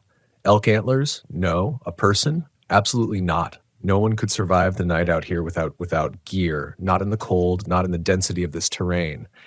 And even if someone had wandered this deep, why knock? The knocking grew steady, predictable, unhurried. Knock. Knock. Knock. Then it stopped. That silence was worse than the sound. My heartbeat roared in my ears. The forest felt like it was listening to me, waiting for me to move. A crack of branches sounded to my left, quick, sharp, as if something large shifted its weight. Then another, and another. Not approaching, just adjusting, positioning. I stayed crouched, every muscle tight, resisting the urge to bolt. In training, they tell you to make yourself known when you encounter predators. Speak in calm tones, raise your arms, maintain eye contact. But this wasn't a predator in any traditional sense. This was something that knew I was here before I even arrived. Something that watched, waited, tested. I slowly reached for the flare in my pocket. Not because I planned to use it yet, but because I needed the reassurance of its weight. Fire can deter almost anything. Animals, people, the dark itself. Almost. The scent hit me again. This time thicker, warmer. So close I could feel it moving through the air like breath. Damp fur, cold stone, a faint metallic tang like iron soaked in water. The sound of low breathing drifted between the trees, not behind me this time, but all around me. A circle of presence, a ring of something unseen. The trackers, the lights, the shifting shadow. None of it was random. The knocking started again, but this time it wasn't rhythmic. It was slow, searching, curious. Knock, knock. Those pauses didn't belong to an animal. They belonged to something evaluating, something learning, something mimicking the cadence of human communication without understanding its purpose. I closed my eyes for half a second and forced myself to think. Fear gets you killed. Stillness keeps you alive. I took a deep breath and rose slowly from behind the log. The knocking stopped again. Total silence. I stepped back onto the trail, my flare still sheathed, but my hand tight around it. "I'm leaving," I said softly, voice steady even though my insides shook. "I'm not here for you." A cold wind swept through the trees, bending them just slightly, not enough to break branches, just enough to respond. A shape moved. A shape moved. Far ahead, half hidden behind a cedar trunk, too tall, too thin, too still. Its silhouette stretched between the branches, almost blending with the bark. For one heartbeat, I thought it might be a trick of the shadows. Then it shifted, a slow, unnatural tilt, like a head turning but without any visible neck movement, as if the whole upper torso rotated in a single glide. My lungs tightened. The shape didn't approach, it didn't retreat, it simply watched. I took a single step backward. The shape mirrored the movement, one step forward. Not fast, not aggressive, just matching. I felt the cold settle deeper into my bones. This wasn't predatory behavior. This was imitation, observation. "You don't want me here," I whispered. The shape froze, as if listening. Another step back, another mirrored step forward. I tightened my grip on the flare. If it moved more than one step, if it closed the distance, I would ignite it. Light was the only weapon I had here, but I prayed I wouldn't need to use it because part of me, an old instinctive part, knew that fire might not send it running. It might bring it closer. The wind shifted suddenly, scattering pine needles across the trail. For a fraction of a second, I looked down. Not far, just enough for nature to pull my attention. And when I looked up again, the shape was gone, vanished, silent, effortless. Only the forest remained, still and cold. I didn't run, not until I reached the boundary of the restricted zone, not until my boots hit familiar terrain, not until the first rays of honest sunlight broke through the canopy and spilled warmth across my face. But even then, one truth pressed hard into my mind. Whatever followed me into that zone didn't stay behind when I left. It learned my steps, it learned my scent, and it knew the rhythm of knocking now. And the lights, they weren't warnings anymore. They were leading me somewhere. I spent the rest of that morning pretending to work through my routine, checking reports, filing trail notes, writing down patrol routes, but nothing I put on paper made sense. My handwriting wavered. I stared too long at blank forms. Every small sound, the click of a heater, a branch brushing the roof, a raven landing on the porch railing, made my shoulders tighten. The forest was no longer just outside the station. It was inside my mind, stitching itself into the seams between thoughts. Eventually, I stopped pretending. I pulled out the old regional maps, the ones printed decades before, back when forestry teams still tried to document everything as if it could be owned. They were yellowed, frayed at the edges, corners curled like dried leaves. The restricted zone, our dead area, was marked in vague outlines, its boundaries adjusted over time whenever rangers reported strange compasses, flickering radio lines, or unexplained animal patterns, a phrase the department preferred over the truth. I traced the border with my finger. The lights sat somewhere deep within that shape. The shape that had stood watching me had come from there. And my tracker, twisted, placed like a signpost, had been carried straight into its heart. The deeper I looked into the map, the more something stirred in my memory. A small scribble in faint marker near the center of the zone, almost rubbed out as if someone hoped to forget it. Cave system, unmapped. My breath caught. I knew that cave. I had stood in its mouth once, years ago, and I had sworn never to return. I pressed my palms against the table, like feeling heat pooling under my skin. I hadn't thought about the cave in a long time. There was a reason I'd buried, the way people bury childhood nightmares so deep they forget where the shovel is. But the forest remembers everything. I forced myself to breathe slowly, to ground myself in the present, not the memory trying to claw its way up. I'd gone to the cave when I was still new on the job, eager, confident, hungry to prove myself. A missing hiker had wandered off trail and disappeared near the northern ridge. I was part of the search team. We fanned out for days. On the third morning, I found tracks leading toward a narrow opening hidden behind ferns and slabs of rock. I remembered how strange the air felt at the entrance. Cool, but not cold. As if the cave inhaled warm air and exhaled something different. Something old. The walls inside had been etched with grooves, vertical, parallel, spaced strangely like finger marks dragged in stone. But no animal had claws that large, and no tool made grooves with a curve that suggested movement instead of carving. I had walked only 20 feet inside before the darkness began to shift. Not visually, but physically. The cave felt too still, too alert. The hairs on my arms rose. Something deep in my instincts screamed, "Don't go any farther." I turned back then. I didn't report what I saw. And the hiker, they never found him. I never forgot the feeling in that cave, though I forced myself not to think about it. But now the lights were coming from the same region. And the thing in the trees, the tall, thin silhouette, had a presence eerily similar to the one I'd felt in the cave. A stillness that didn't belong to any animal or even the land. A stillness that felt inhabited. I had two choices: tell the team and risk being dismissed, or go look myself before whatever was in there made its next move. I hated that the second option felt more responsible. By noon, I packed supplies: flare sticks, thermal gear, extra batteries, a hand crank flashlight, and a knife I knew damn well wouldn't help against something that tall. I stepped outside and started toward the north ridge, my breath fogging sharply in the brisk air. The world around me looked normal, too normal. Birds chattered in distant pines. Squirrels darted between branches. But the closer I walked, the more the forest shifted subtly. Not in any visible way, just in feeling, like someone dimming the lights in a room, like an orchestra falling out of tune one instrument at a time.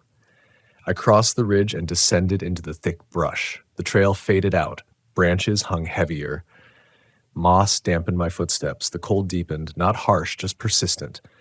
A cold meant for trespassers. Every few minutes I paused, scanning the forest for movement. Nothing. No shapes. No knocking. No scent of damp fur. Too quiet. Eventually, I found the cave. Not by sight, by scent. That metallic tang, that cold, stony breath of earth. That faint musk of something living far beneath the surface. I pushed aside the ferns, and there it was. The same narrow opening, half hidden behind two leaning slabs of granite. The rock around the entrance carried marks, fresh ones, long vertical grooves etched into the stone, grooves that had not been there years ago. Something had gone in recently, or had come out. My pulse hammered against my ribs. I forced my breathing steady. I told myself I would only look inside, not go deeper, not step too far, just long enough to see if the lights were coming from here, long enough to see if the thing I'd encountered had left any sign. I clicked my flashlight on and pointed it inside. The beam stopped only 10 feet in. The darkness swallowed the light, not diffused it, not reflected it, swallowed it, as if the cave inhaled illumination. I stepped closer, fighting the urge to turn back. The air chilled my skin immediately. 1 step, 2 steps. The ground beneath my boots felt soft, too soft, like packed dirt that had been disturbed, pressed, shifted, like the weight of something large had walked through. The flashlight flickered once. The cave exhaled. I froze. Not wind, not temperature. An exhale slow, deep, resonant, rolling through the tunnel like breath from something enormous. I took a half step back. Not a full step. Not yet. I didn't want to turn my back. I didn't want to show haste. My instincts screamed to run, but instincts also screamed something else. If you run now, it follows. My light flickered again, then steadied, then flickered again, and then I heard it. Knock, knock, knock. Not from inside the cave, from behind me. I spun around. Nothing stood there. Only trees, still and quiet. The forest floor undisturbed, the sunlight freezing in thin strips through the branches. But the knocking came again. Knock, knock, knock. This time above me, like something large had climbed a tree and was tapping on the trunk. I looked up and saw nothing, but the air vibrated faintly like distant thunder. My chest tightened. My lungs felt smaller. The knocking shifted forward, then backward, gliding around me in a slow circle. Not random, patterned, communicating. I tightened my grip on the flashlight. My knuckles whitened. I stepped backward toward the cave entrance. Not inside it, but away from the knocking. Away from the sound that seemed to move without source. Away from the forest that felt like it had closed around me. The cave behind me exhaled again. The forest in front of me breathed colder. I was trapped between 2 inhales. For the first time since becoming a ranger, my mind split. Logic tried to guide me toward open air. Instinct screamed that open air was the bait. Memory whispered that the cave was a mouth. Then something else happened, something subtle but devastating. The forest went perfectly silent. Every bird, every insect, every breath of wind, gone. And in that vacuum, a single sound rose behind me. A slow, heavy footstep. Not animal, not human, something in between. Then another, and another, approaching. The cave's darkness pulsed at my back. The approaching steps pressed from the trees. I had no choice. I ignited the flare. It burst into red light, the crackling flame slicing across the clearing. The cave recoiled with a low moan of shifting stone. The footsteps halted instantly, but the silence did not break. The forest watched, holding its breath, and I realized something so simple and so horrifying that it nearly dropped me to my knees. The lights in the dead zone weren't leading me to the cave. They were leading what lived in the cave to me. The flare hissed and sputtered in my hand, casting long, violent shadows against the rocks. Red light bled across the ground like spilled blood, illuminating the ferns in jagged silhouettes.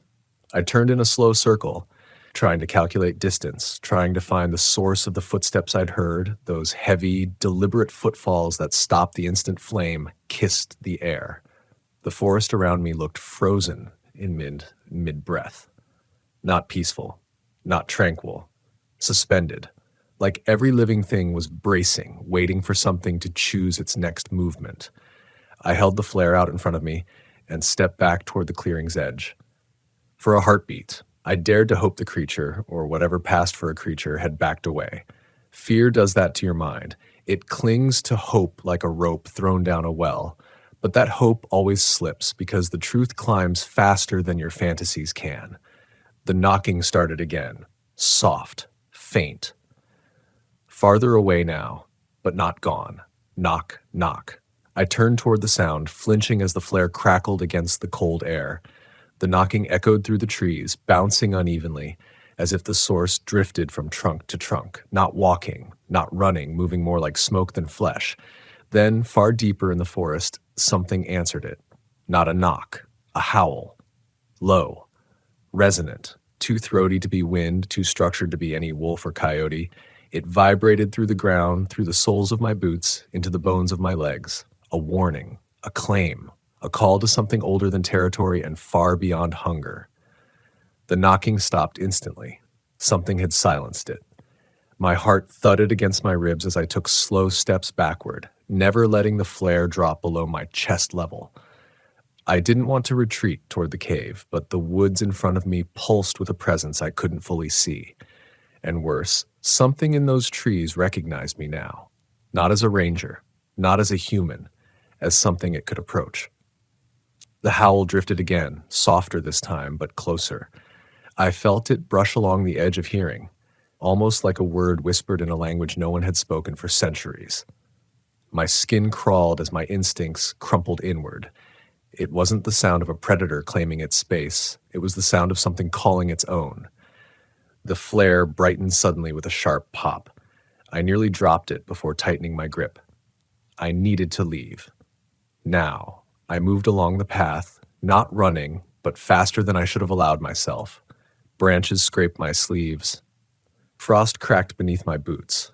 The woods remained painfully quiet, as if nothing dared speak above a whisper. Then I heard it. Footsteps. Not mine, not behind me, above me.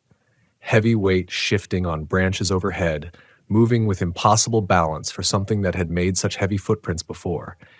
Each step groaned faintly through the limbs, but nothing snapped.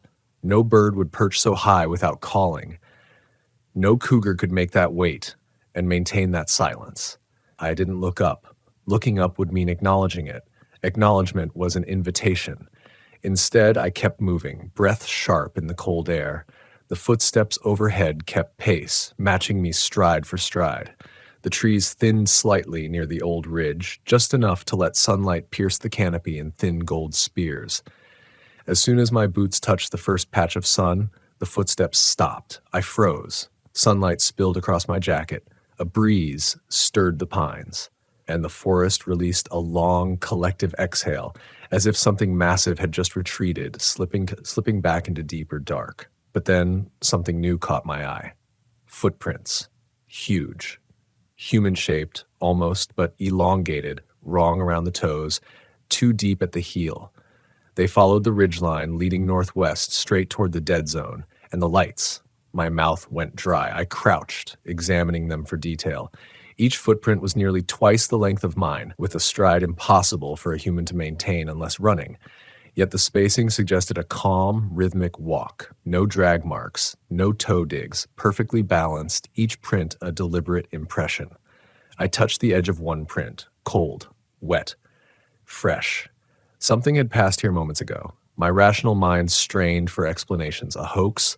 No one could fake these without heavy equipment. And even then, the depth of the impressions carried a weight that no machine could replicate without sinking entirely. A bear? Bears don't walk like this.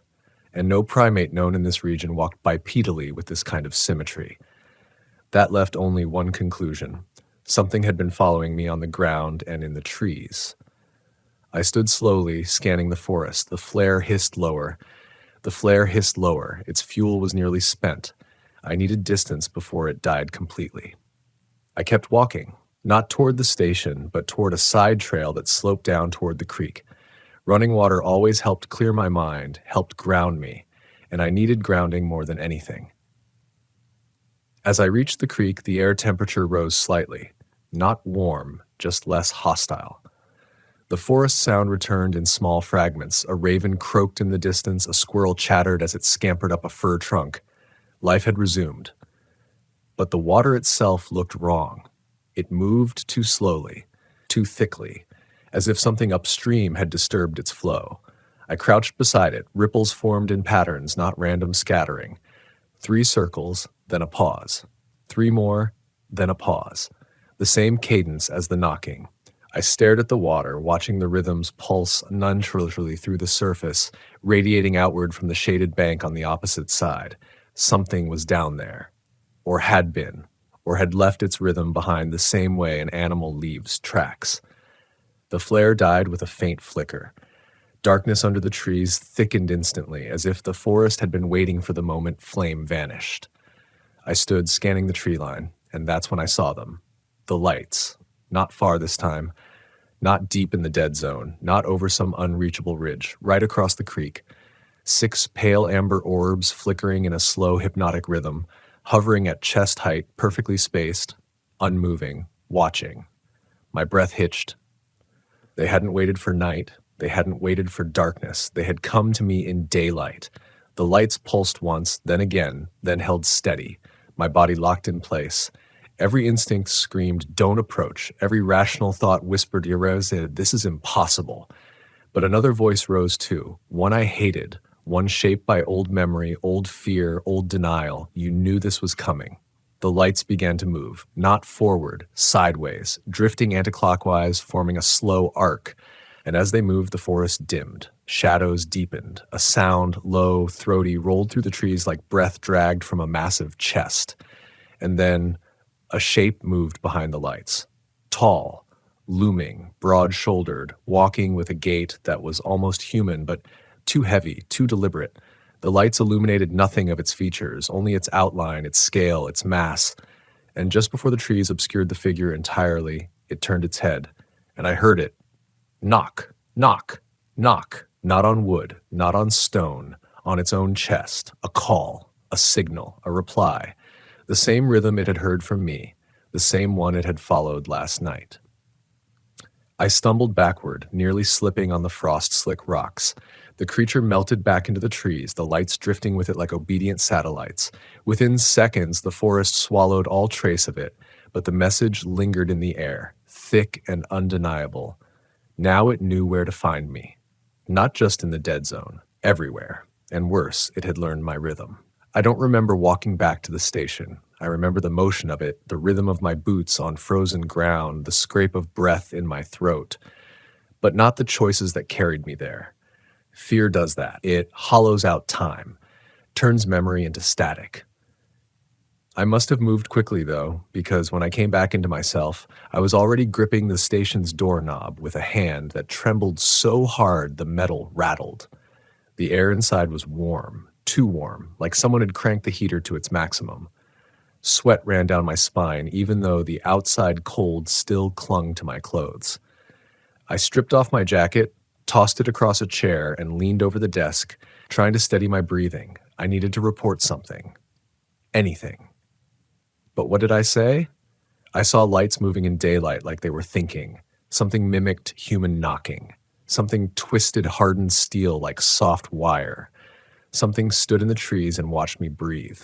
If I said those things, they'd pull me off the job, send me in for evaluation. And I wasn't ready to leave the forest. Not like this. Not when I'd seen enough to know that danger wasn't my mind breaking. It was my mind finally catching up with what the forest had been trying to show me for years. The radio crackled suddenly, sharp and loud. I jumped so hard I knocked a coffee mug off the table. It shattered on the floor. "Ranger, you there? Headquarters calling North Post." I forced my voice calm. "Yeah, I'm here. Go ahead." "We got a civilian report," the dispatcher said. "Some backpacker passing through town last night claimed he saw strange lights near your sector, east of the ridge." The hair on my neck rose. East of the ridge, exactly where I had seen the lights. "What kind of lights?" I asked, though I already knew the answer. "Described as lanterns, pale yellow, 6 of them, moving in a line." My throat tightened painfully. Did he mention anything else? A pause, a long one. I heard paper crackling, someone flipping through notes. "He said he heard knocking," the dispatcher finally added. "Thought maybe someone was lost or trying to signal. He followed the sound a little ways before he panicked and turned back." I swallowed hard. "He came back unharmed?" "Yeah, shaken, but unharmed." Shaken. If he'd gone another 50 feet, if he'd stepped into the wrong shadow, if he'd answered the knocking, he wouldn't have made it back at all. I thanked dispatch, hung up, and closed my eyes. The lights weren't just following me now. They weren't confined to the dead zone. They were closer, expanding, testing their reach. But why? I needed to think, to organize the pieces. The lights, 6 points arranged in patterns. The knocking, rhythmic, imitative. The creature, tall, massive, unnatural. The cave, breathing, alive, inhabited. The tracker, twisted, taken, returned. Everything pointed toward one truth. This wasn't random. This wasn't instinctive behavior. This was intentional. And the forest, my forest, was behaving like an animal that had been startled awake after years of sleep. I tried to steady myself, but then I noticed something that made my stomach drop. My jacket, the one I'd tossed across the chair when I rushed inside. It had moved, not fallen, not slipped, moved. It now hung neatly across the back of the chair, sleeves draped symmetrically as if someone had taken the time to straighten it, like something had been in here while I was on the radio. I stood perfectly still, breath locked in my chest, eyes scanning the room. Nothing disturbed, nothing broken, nothing obviously out of place except the jacket. But the scent, faint, soft, barely noticeable. Damp fur, my hand drifted instinctively toward the flare kit on the shelf. My fingers closed around it. Just holding it eased the shaking in my bones. I needed air. I needed space. I don't know what I needed, but I stepped outside anyway. The forest looked wrong, not visibly, but atmospherically, the way a room feels after someone walks through it without making a sound. I walked to the edge of the clearing, past the picnic table where rangers occasionally ate lunch, past the visitor sign no one had touched in months, until I reached the tree line. Nothing moved, nothing breathed. The forest waited. That was the worst part. The waiting, the knowing. The sense that whatever lived beneath the cave wasn't done yet. I started walking. Not aimlessly. My feet knew where to go even before my mind caught up. Back to the ridge, back to the creek, back toward the place where the lights had crossed in broad daylight. I needed to understand. I needed answers more than I needed safety. And some part of me, some dark, buried instinct, felt like the answers were already following me, waiting for me to be ready to hear them. I crossed the creek slowly. The ripples no longer formed rhythmic rings. They moved normally again, scattering in random patterns. But the water remained thick, strange, almost gelatinous in the way it resisted my touch. I followed the trail, if you could call it a trail, toward the slope where I had last seen the creature. The prints had faded somewhat, but still held enough shape to guide me. Deeper, farther, past the threshold where the forest's temperature dropped again. Then I saw something new, a hollow in the ground, unnatural, too smooth, too deliberate, like an enormous footprint pressed into the earth. But it wasn't a footprint. The edges were too round, too deep, the interior too uniform. I crouched down and touched the soil, warm. The rest of the ground was freezing. Frost clung to everything, but this depression radiated warmth like something massive had knelt or crouched or rested there moments before. Beside it lay something out of place, something that didn't belong in any forest anywhere. A stone, smooth, black, almost metallic, etched with shallow symbols, spirals, jagged lines, shapes that twisted the longer I stared at them. And it pulsed, very faintly, a slow heartbeat of light. Amber light, the same color as the lights that had followed me. I snatched my hand back instinctively. My heart raced. My vision blurred for half a second, then dug back into sharpness. The stone pulsed again. Then the forest responded. A howl, closer than any before, shook the branches overhead. Birds scattered in a frantic burst. The ground trembled beneath my boots. And from the shadows between the trees, a familiar rhythm echoed. Knock, knock, knock. Not from one direction, from many, surrounding me. My throat tightened as something tall moved in the darkness. Another shape mirrored it on the opposite side. And another. And another. 6 lights appeared, each one flickering behind a silhouette. Not one creature. Not 2. More.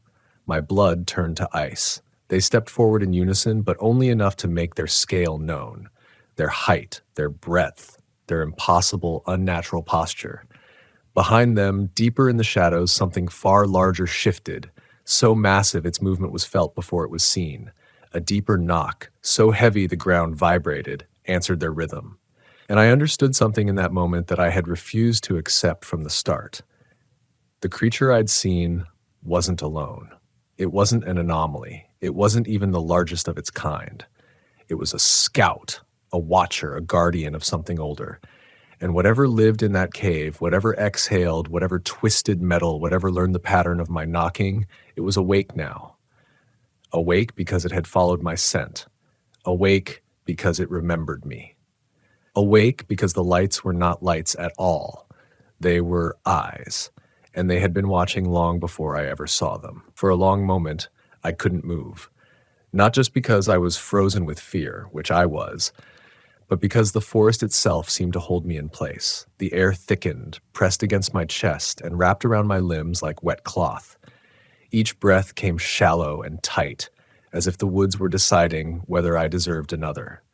The 6 silhouettes stood perfectly still, not swaying, not breathing, just standing in that ring of dim light, each pair of amber orbs flickering like coals on the verge of extinguishing. Except they didn't extinguish. They pulsed. The rhythm was steady, hypnotic, like an unspoken countdown.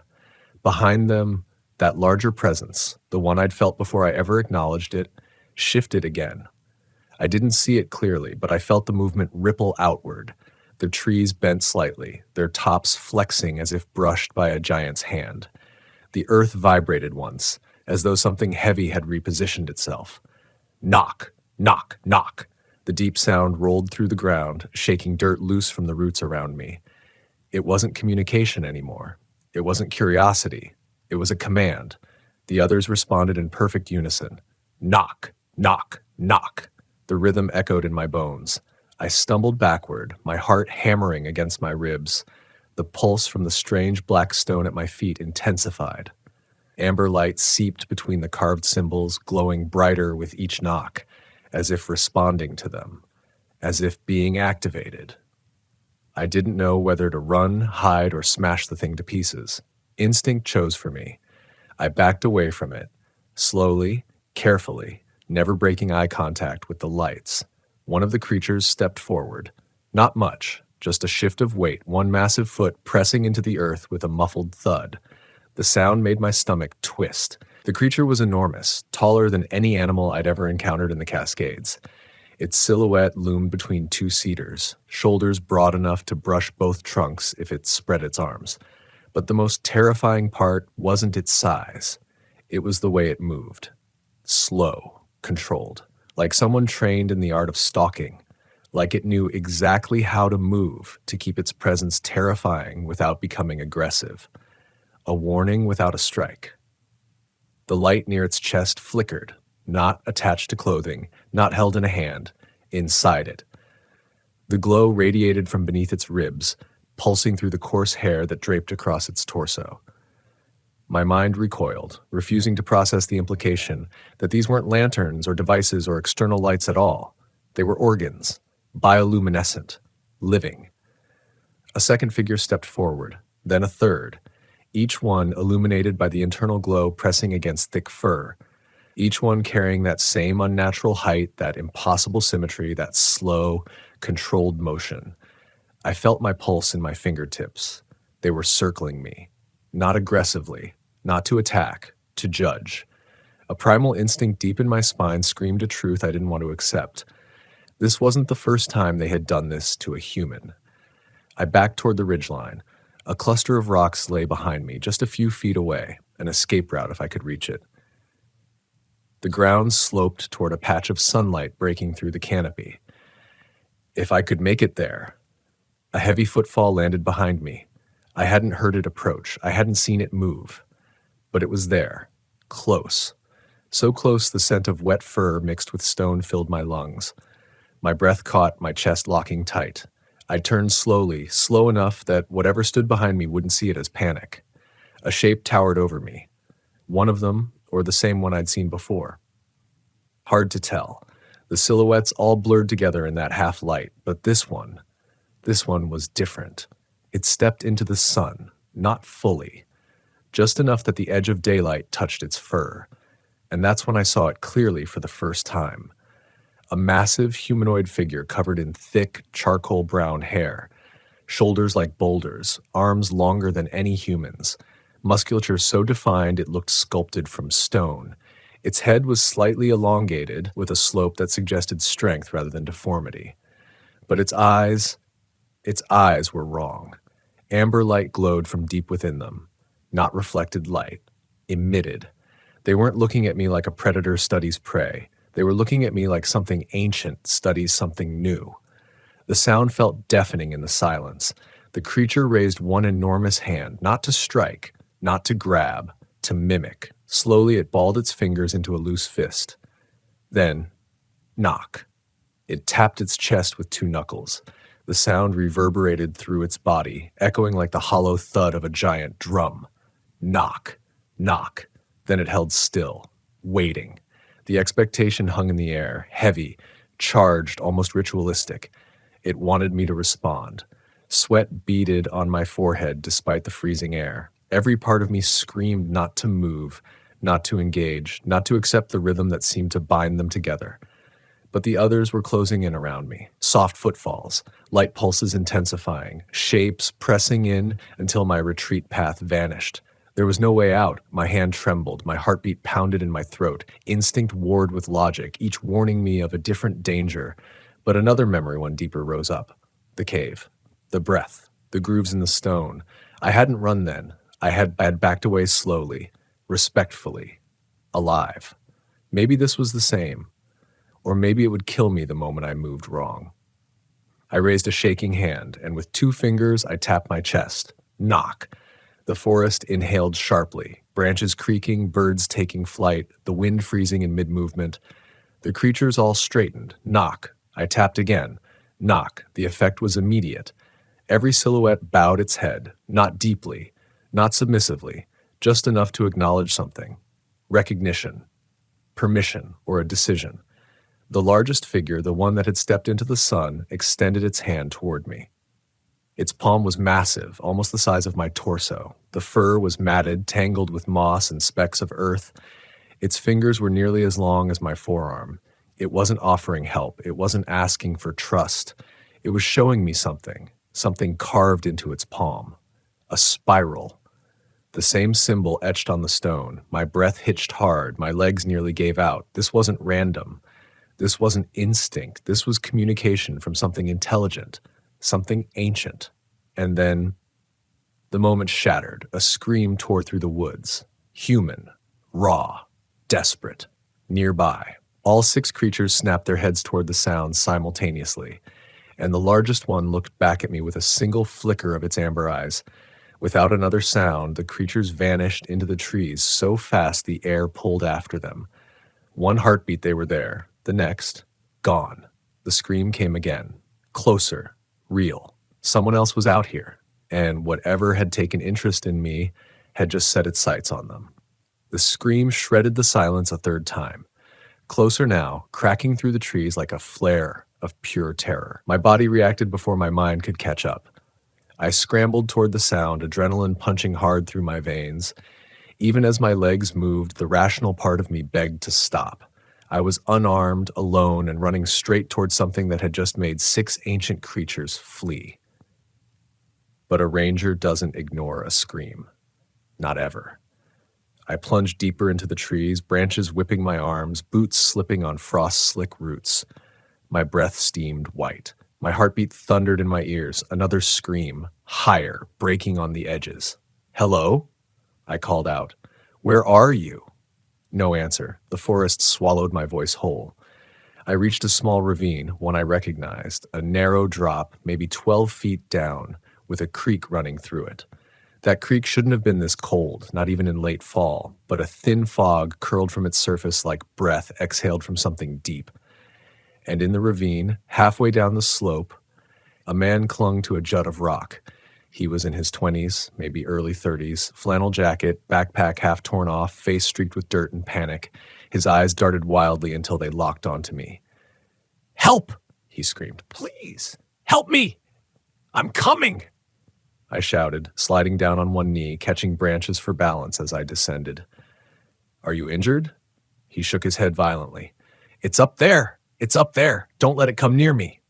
"What is?" I already knew the answer. His gaze snapped past me toward the tree line above the ravine. Something moved there. A shadow, massive, deliberate, slid between the trunks. My breath died in my chest. Not them. Something else.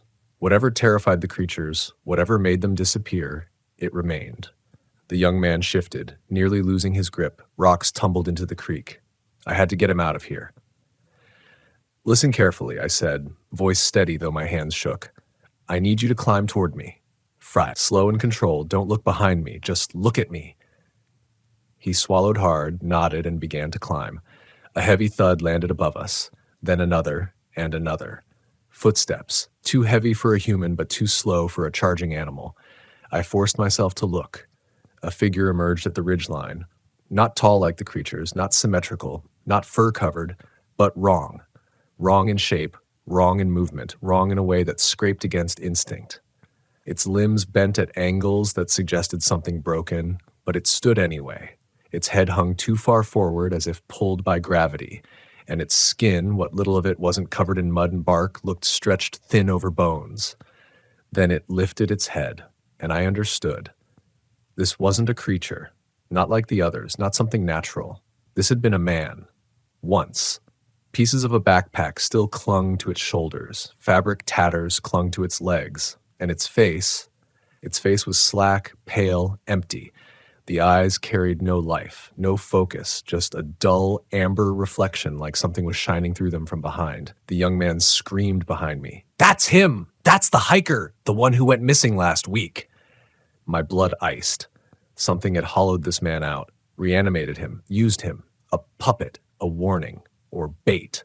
The puppet twitched, its jaw dropping open, stretching wider than any human jaw should, and from its throat came a sound that didn't belong inside human anatomy.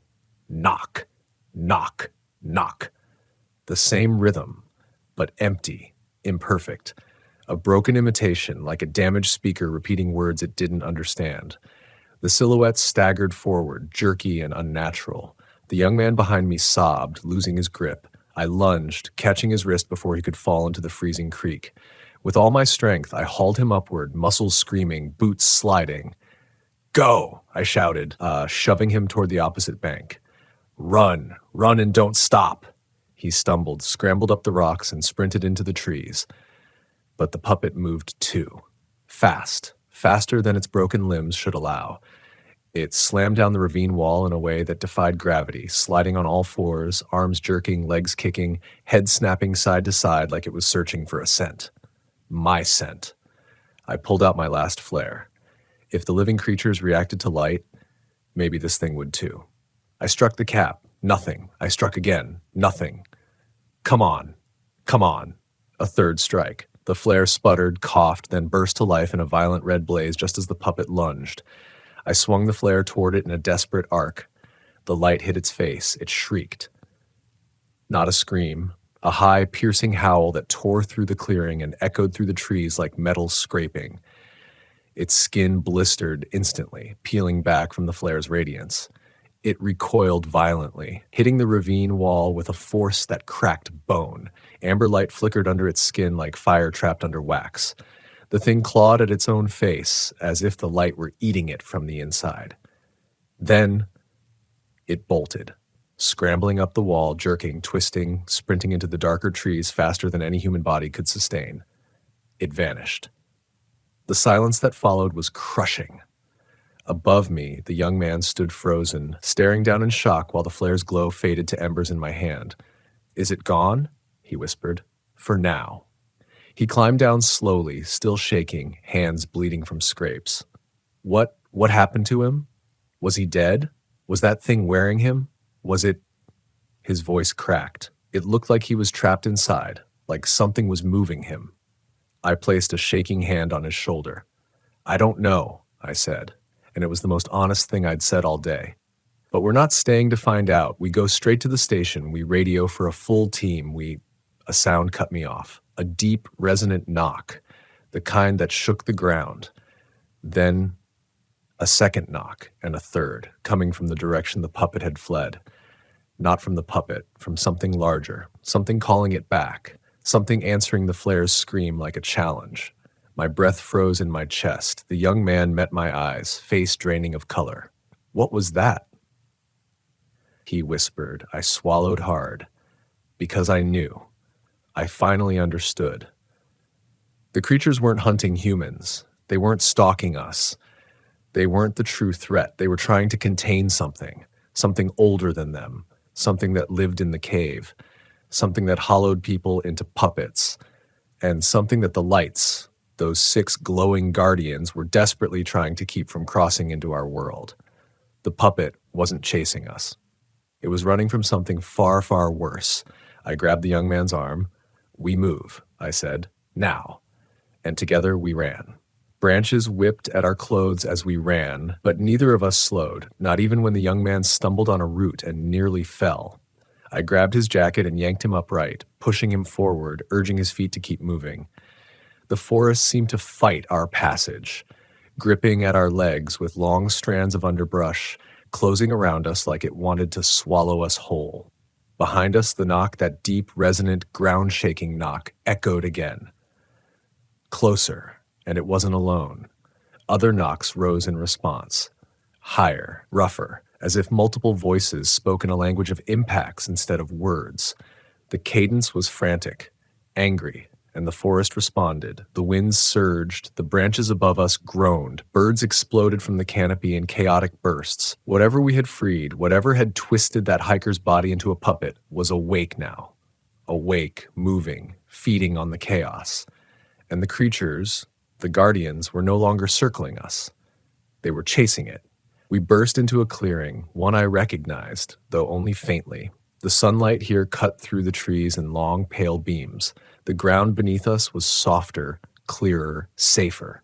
The young man collapsed to his knees, gasping for breath. I crouched beside him, gripping his shoulder. "Keep moving," I said through panting breaths. "We're almost out of the dead zone." "I can't. I can't."